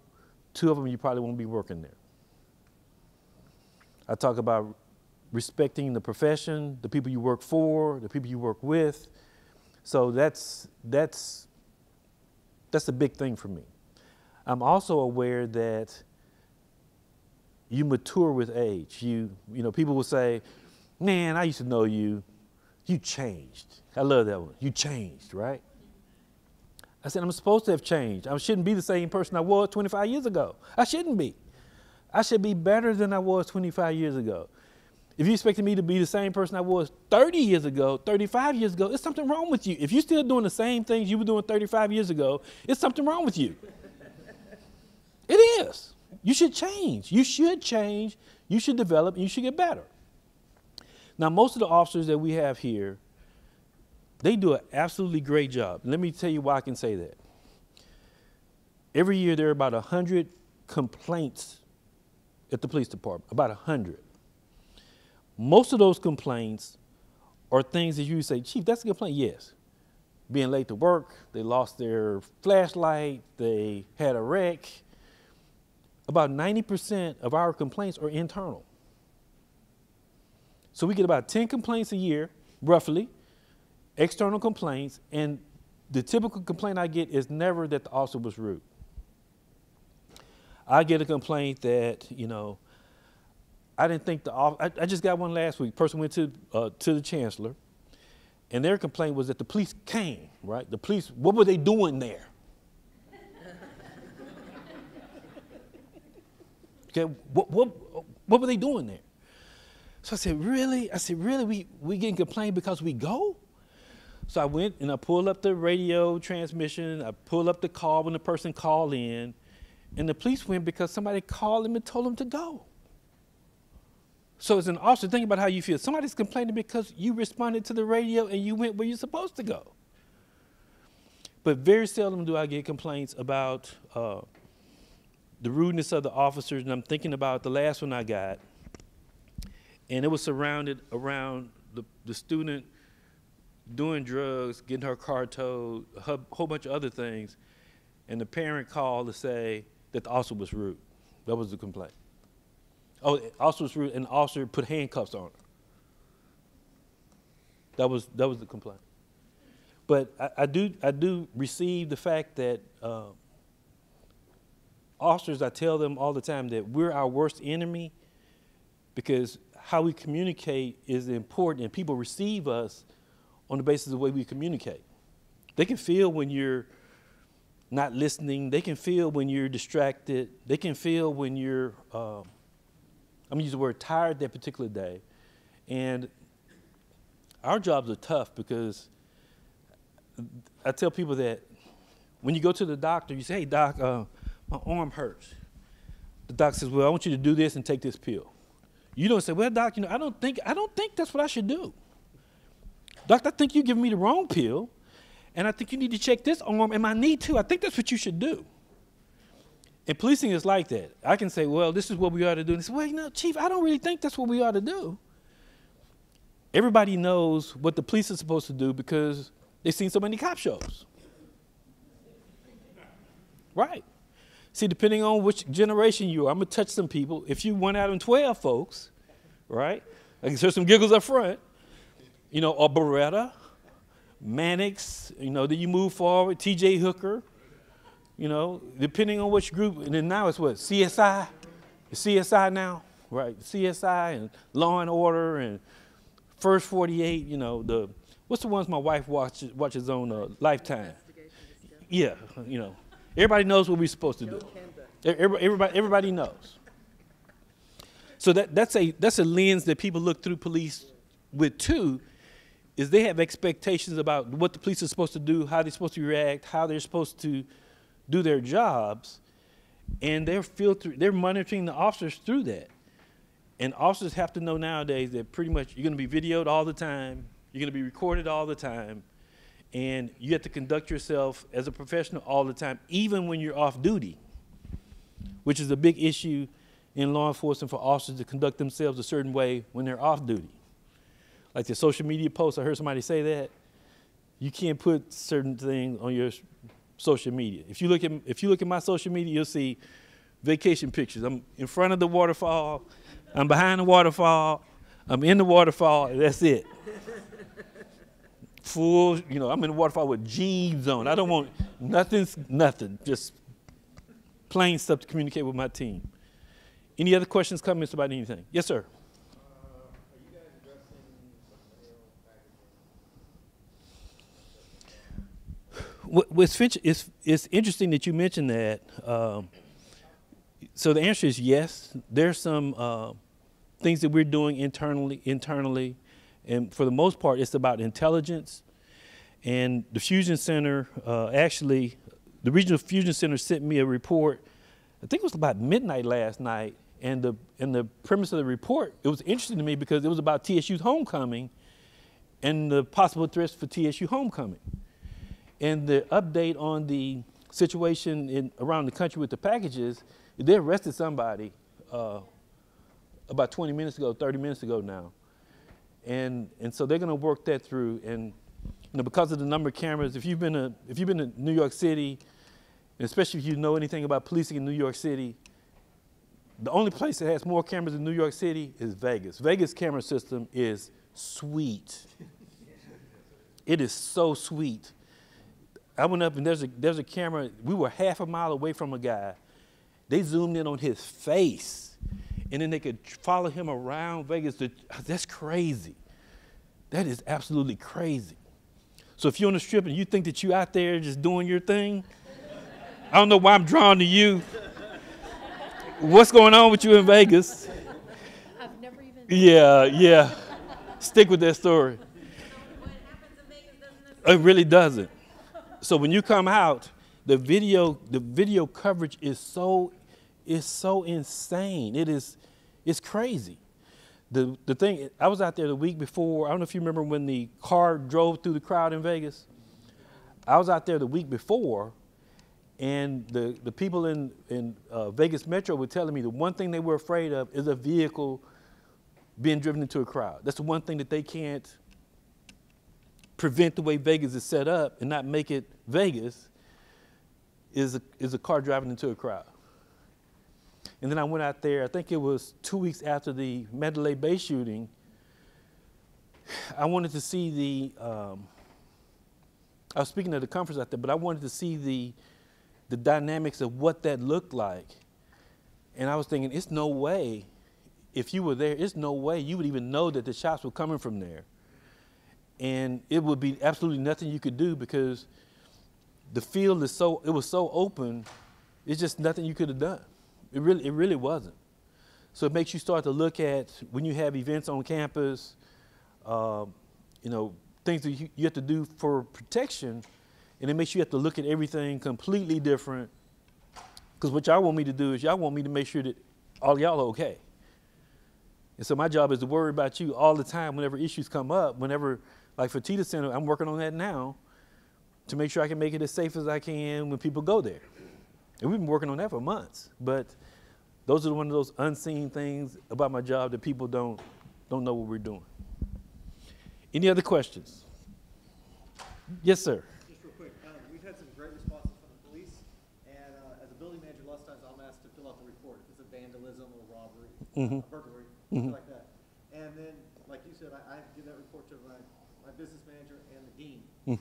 And then lots of times, though, I'll see the police officer maybe 2, 3 weeks. I say, hey, what happened? I know y'all caught him or her.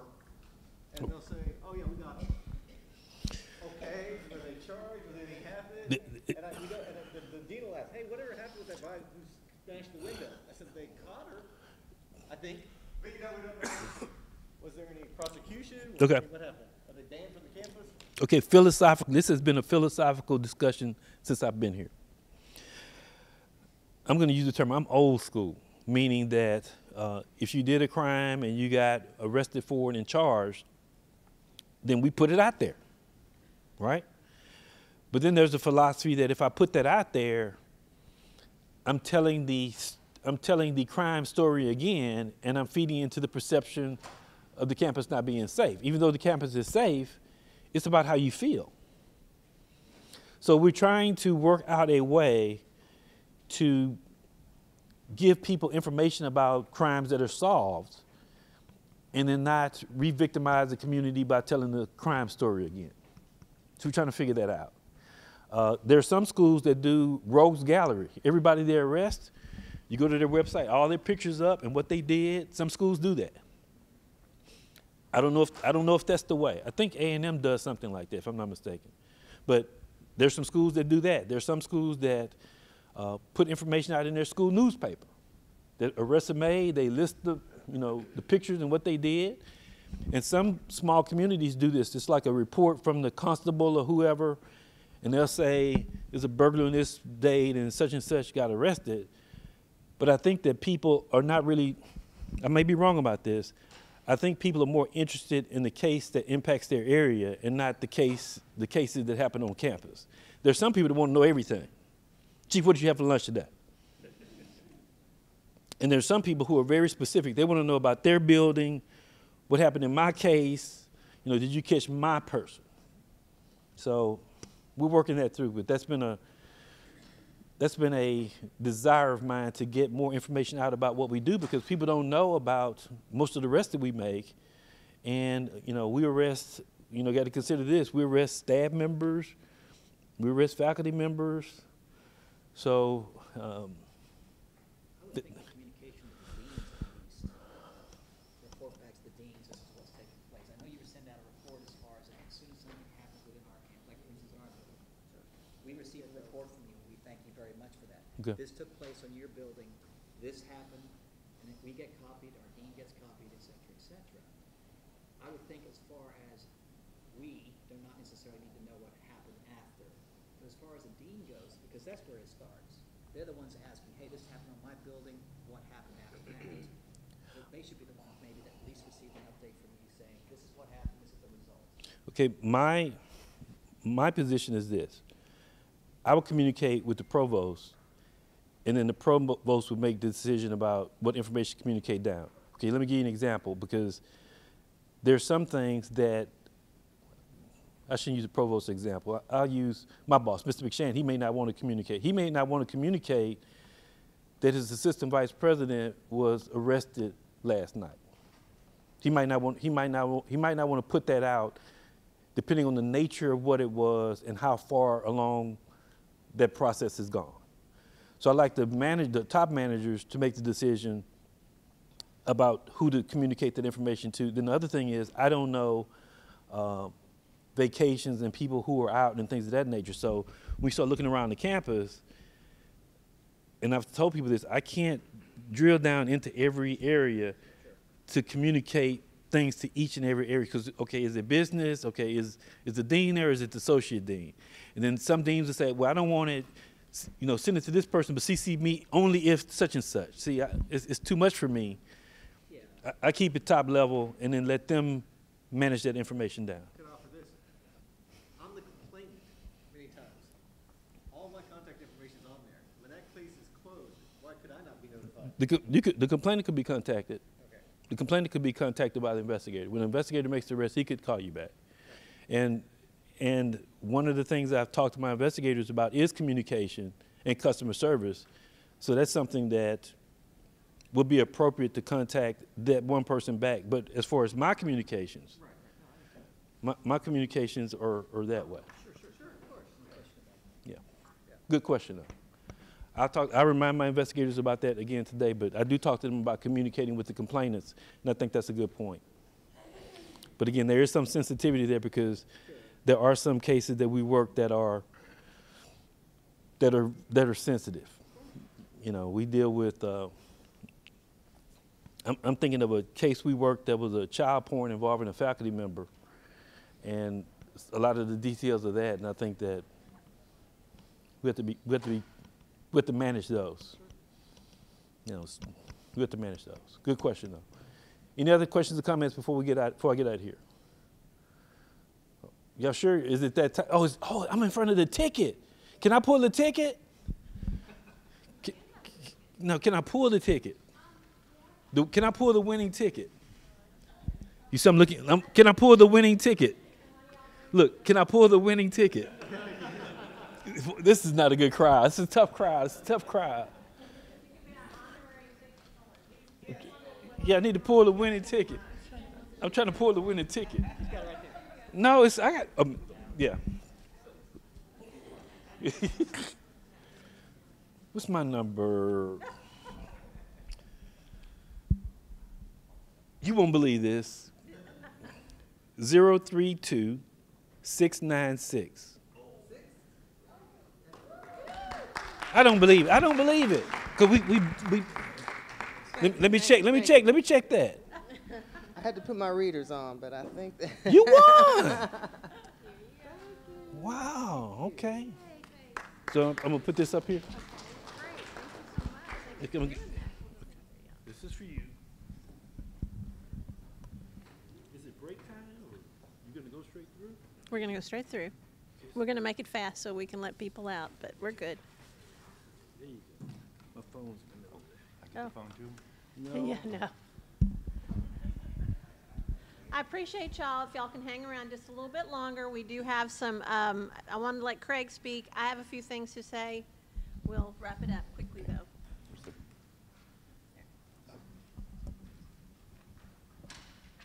What do I point to? Will it not do it? Which one's up? Oh, this one. Oh. You wanna go that way? I want to talk about flyers on campus. I need you guys' help. We have a huge problem around the campus with flyers inside the buildings, on the light poles, on generators, this happens to be in CBB. This is a regular sheetrock wall. Well, and even if you take them off, they fills back up the next day.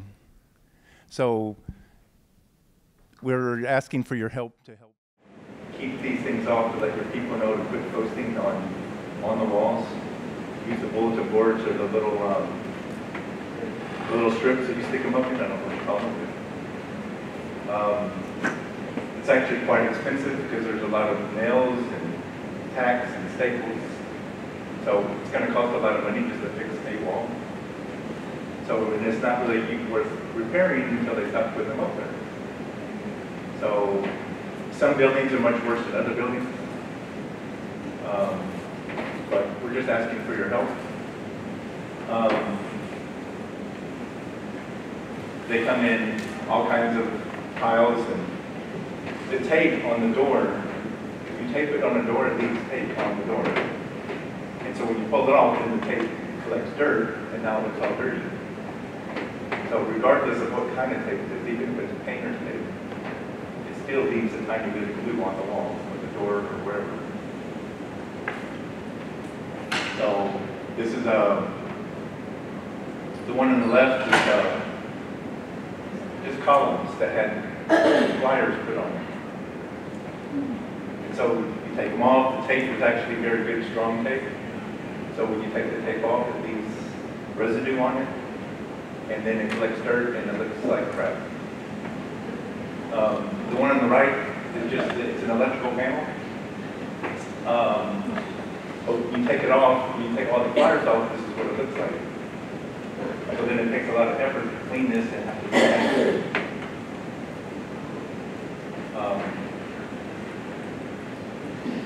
This is a picture of the campus. It's a cool picture. I took one day flying in the down. But the reason I wanted to show this is because I just want to let you know that we are cleaning exterior buildings. Some of your buildings have been cleaned already. Some of them will be cleaned. If you're in E&G space, we're working on it. If you're auxiliaries, we just need a hunk of money and we will do it. So we are currently working on, we got Agnes Arnold Auditorium and East Ellen is scheduled for this year. So I know the library needs it too. You're being part of it. Yes. Part of it. So there are a lot of buildings that are on the list that really need cleaning. Size is a critical issue. I mentioned the library. It's a huge building. It's a huge amount of exterior surfaces. But it really needs cleaning, and it will make a great impact when they are cleaned. And I know certain people can testify that when their building is cleaned, it looks marvelous. And the chemicals we're using for cleaning has a retardant in it, so it helps reduce further growth. We wash the buildings instead of, we're not power washing them, we're washing them with pressure water, city pressure water and a chemical. We don't let anybody, sometimes we just close an entrance, but in an emergency you can still go out. But we don't like people coming underneath because they get the chemical on and, oh, I got a spot on my jacket. It's just a really strong police support. Yes. That's the most. So if there happens to be a parking lot, you know, we close the parking lot. If there happens to be an entrance, we just close that entrance. But I just wanted to let you guys know we are working on it. So I'm not sure what building is next. I know the library's been mentioned, but no promises. We're rescheduled. Yeah, we had to reschedule, but Yes. Yes, Eco and Public Works. So that's going to start over Thanksgiving, where Agnes Arnold Auditorium is starting next week. Any questions on that? Sorry. I have a comment. Yes, sir. Vis-a-vis these flyers, is there anything we can do about the signs that stay up like 4 weeks after the event? It's a major problem for the campus. We don't really want all these signs up. It causes all kinds of problems outside, inside. We're working to get them down as fast as possible, but it is a big problem when you got 50,000 people and they all want to market on our property. So it's greatly reduced. It has greatly reduced the amount of flyers inside the buildings and on the buildings. It used to be really terrible, but we email the department. It says, or the student group, it says you're putting signs up because they tell you who they are. So you take a picture of it, you email it to them, and you say, quit doing this. if it doesn't, you just remove the Yes. But it is a, you know, like say, the museum, you know, puts flyers up all over campus on buildings and stuff. So we would email or email the museum and say, you know, put them on the Cougar postings boards or on your own bulletin boards or on the bulletin boards in the building. Yes, ma'am. It can be a great moneymaker if you're interested in making money. To put into effect a policy that any yard signs that are collected by facilities will receive an invoice back for that collection fee. I've worked on campuses where if it's not picked up the day after the event, they collect them and then send you an invoice because again, your identification is on that yard sign. I know that there are still some yard signs out from events that were last month. So I think that's a creative way to make money and help pay for the staff that's picking those things up. Flyers, I think, should be like sidewalks. If a path is made where people walk, then there should be maybe a wayfinding sidewalk there. If a wall is being used for flyers, maybe a bulletin board needs to be put in there. Just There about. are campus kiosks that are allowed to post. Anybody can post on it. They're just not very many and not very conveniently located for people looking to post on campus. So the reasons there are not very many is because the flyers end up on the ground within a few days. Just an idea for money making, especially for yard signs. Internally, it's less of a problem now than it used to be. It's the external people, the music groups, the various groups around the city that, oh, we got a market of 46,000 students here. We buy the houses. Yeah. Yeah, we buy houses. They're all over around here. The music groups are really bad. One of the things that I guess it just bothers me is right at the entrance to campus at Calhoun and University Boulevard, there's a sign that says, "Welcome New Faculty." The semester is 7 or 8 weeks old. They're hardly new, and that sign needs to be gone. I do. And flyers and yard signs are totally, they have similar issues, but they're also very different. there's not really a department supposedly to pick up everything. Facilities is tasked with it. Groundskeeping does most of it. But you're right. Signs stay up longer. I like the idea about charging. $5 a yard sign, I guarantee people will come up. I like the idea. There is a MAP policy for flyers. Yard signs has been pulled out of it, and so there will be a separate yard sign policy. Because they're similar, but they have different issues. One of the safety issues is that the yard sign comes off and the little metal post is taken around. So you can easily land on it if you're not careful. And so it has two little spikes sticking up out of the ground. So that, yeah, yard signs is a whole nother ballgame, but they do have similar problems. Someone else had a question? Okay. Thank you for putting the sign on our stairwells about not putting your bicycle on the stairwell. Yeah. Bikes, I've been asked to come back about bikes. There is a MAP policy that you have to park your bike on a bike rack. We are going to start enforcing that in December. So every bike that's not on a bike rack will be cut and taken. If you have a bike that is in front of your building, call the fire marshal's office and they'll come take it. They don't want them chained to the stairwells, the stairs, the entrances of your building. It's an egress issue. So they'll come and get it, same thing.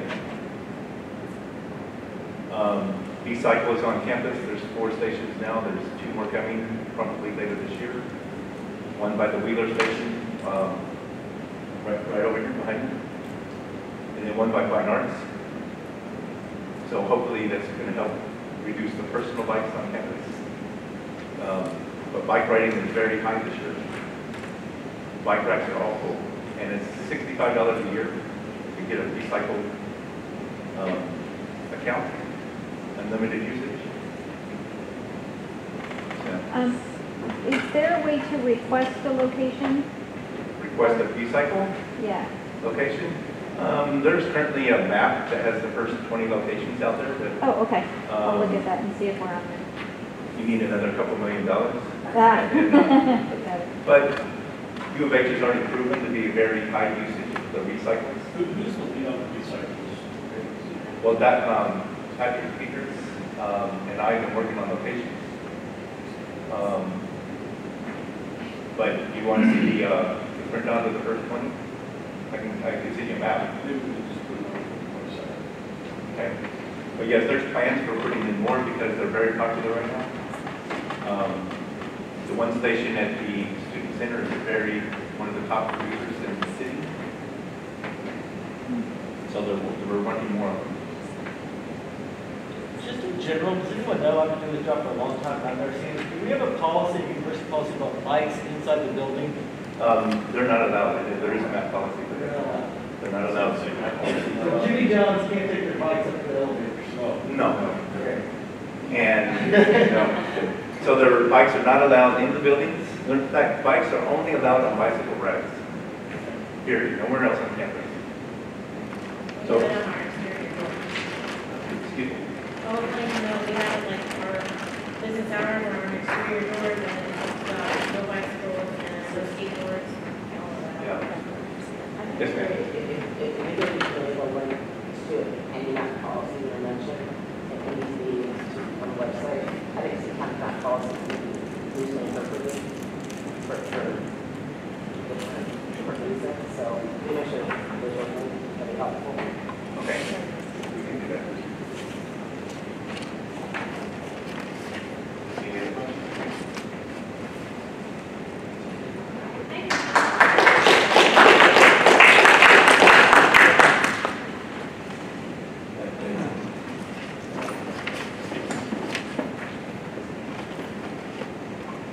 I'm going to talk very briefly about project evaluations and the announcements, and we have one more door prize. I just wanted to let you know that customer service, which is my area of facilities, has been working diligently on getting some assessment, getting reliable assessment, and then being able to use that data to help improve things on campus.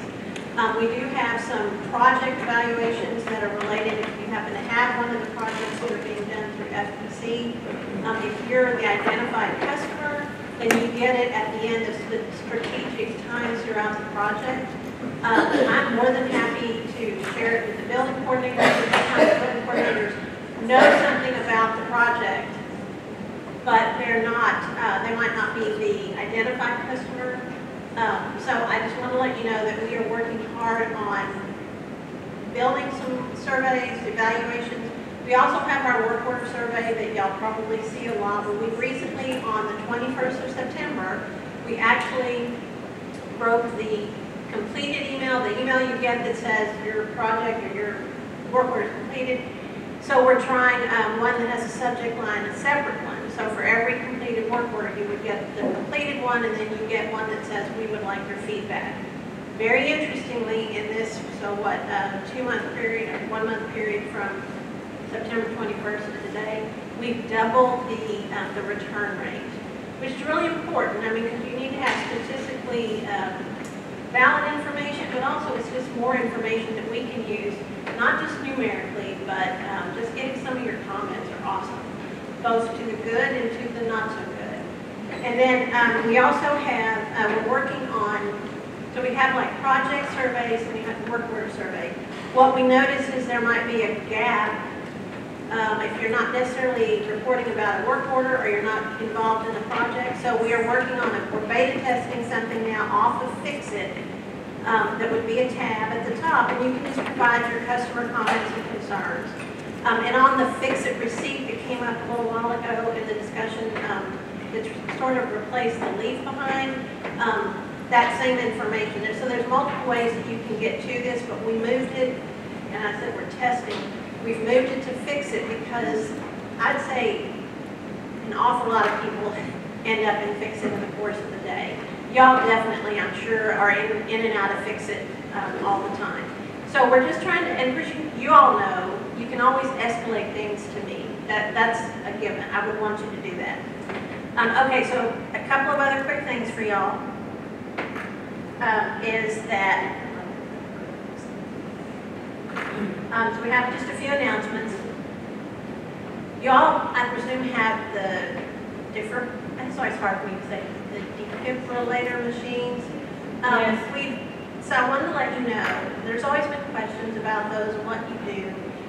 When there's an issue, Fix-It, the call center actually developed a shop that is, so there's now a shop that's called UHPD. So when you have issues with those, you can contact Fix-It, and they will report that to UHPD.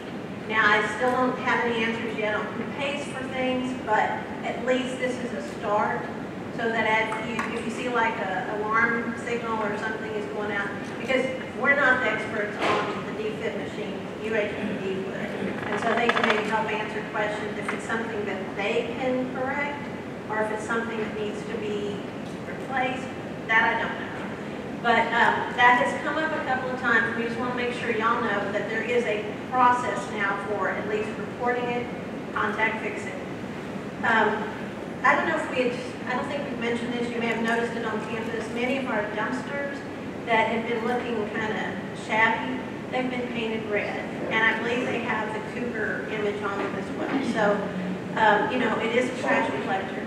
But it's an effort to just make them look better, you know, all around. They get, you know, the paint gets chipped off of them and everything. So we just wanted to let y'all know about that.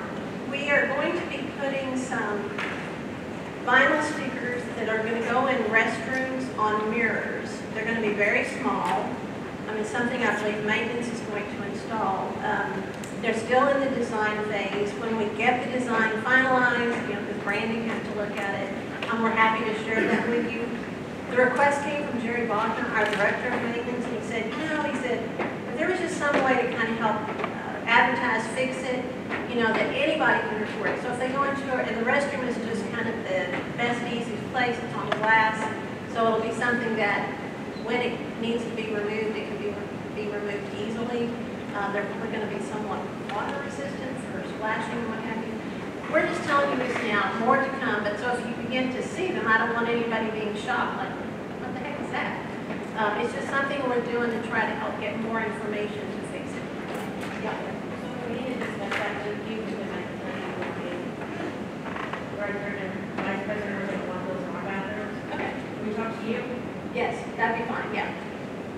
And anybody else, if there's issues you have, you know, because this is an effort to make it better, but we also like to partner with our building coordinators.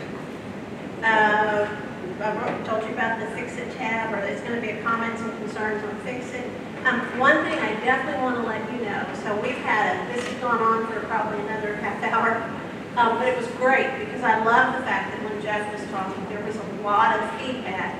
And then as Chief Moore, as I stood here, I'm like, you know what, this is worthwhile, and I was hoping some of y'all could stand it, like most of you have, but it's been great. What I want to let you know is we want your feedback, and so we are formalizing that process. I'm working with A&F, the assessment manager. We're going to have some focus groups, and it's intentional because this program has been in existence since 2010. You know, we've done informal conversations, we've gotten lots of emails, but we want to really find out, how are we doing? Are there things that we can do better, differently in this program, in this building coordinator program? And we're actually going to be benchmarking against several of our other institutions, both nationally and statewide, just to see they're ones that have building coordinator programs or something very similar. And so we're looking at a lot of we need to get some more feedback on what other institutions are doing regarding their building coordinators.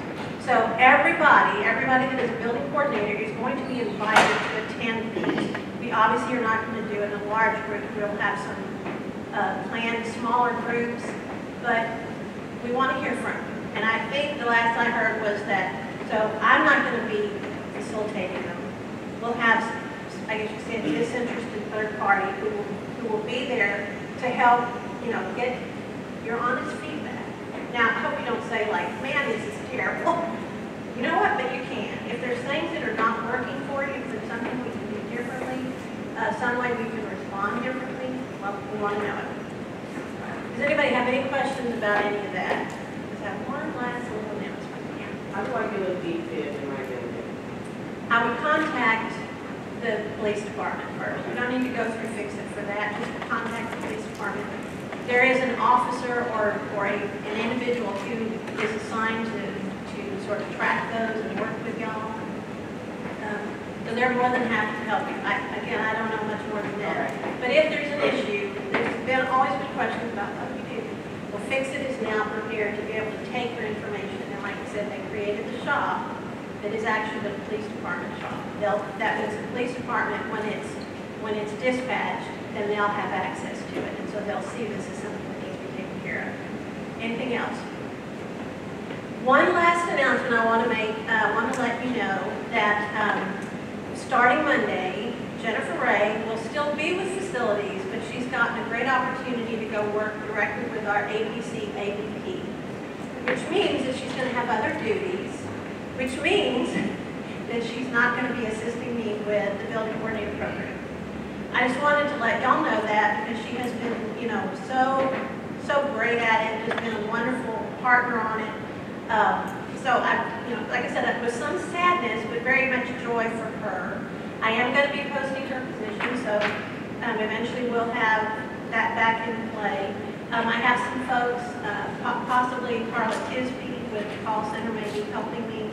We've got some. So I have some things in my portfolio, little bag tricks, I guess. We don't want to leave y'all uncovered, not covered. So hopefully you're knowing about this, but you won't see too much. Maybe more of the stress will be behind the scenes. I don't know. But I wanted to take this opportunity to thank Jennifer.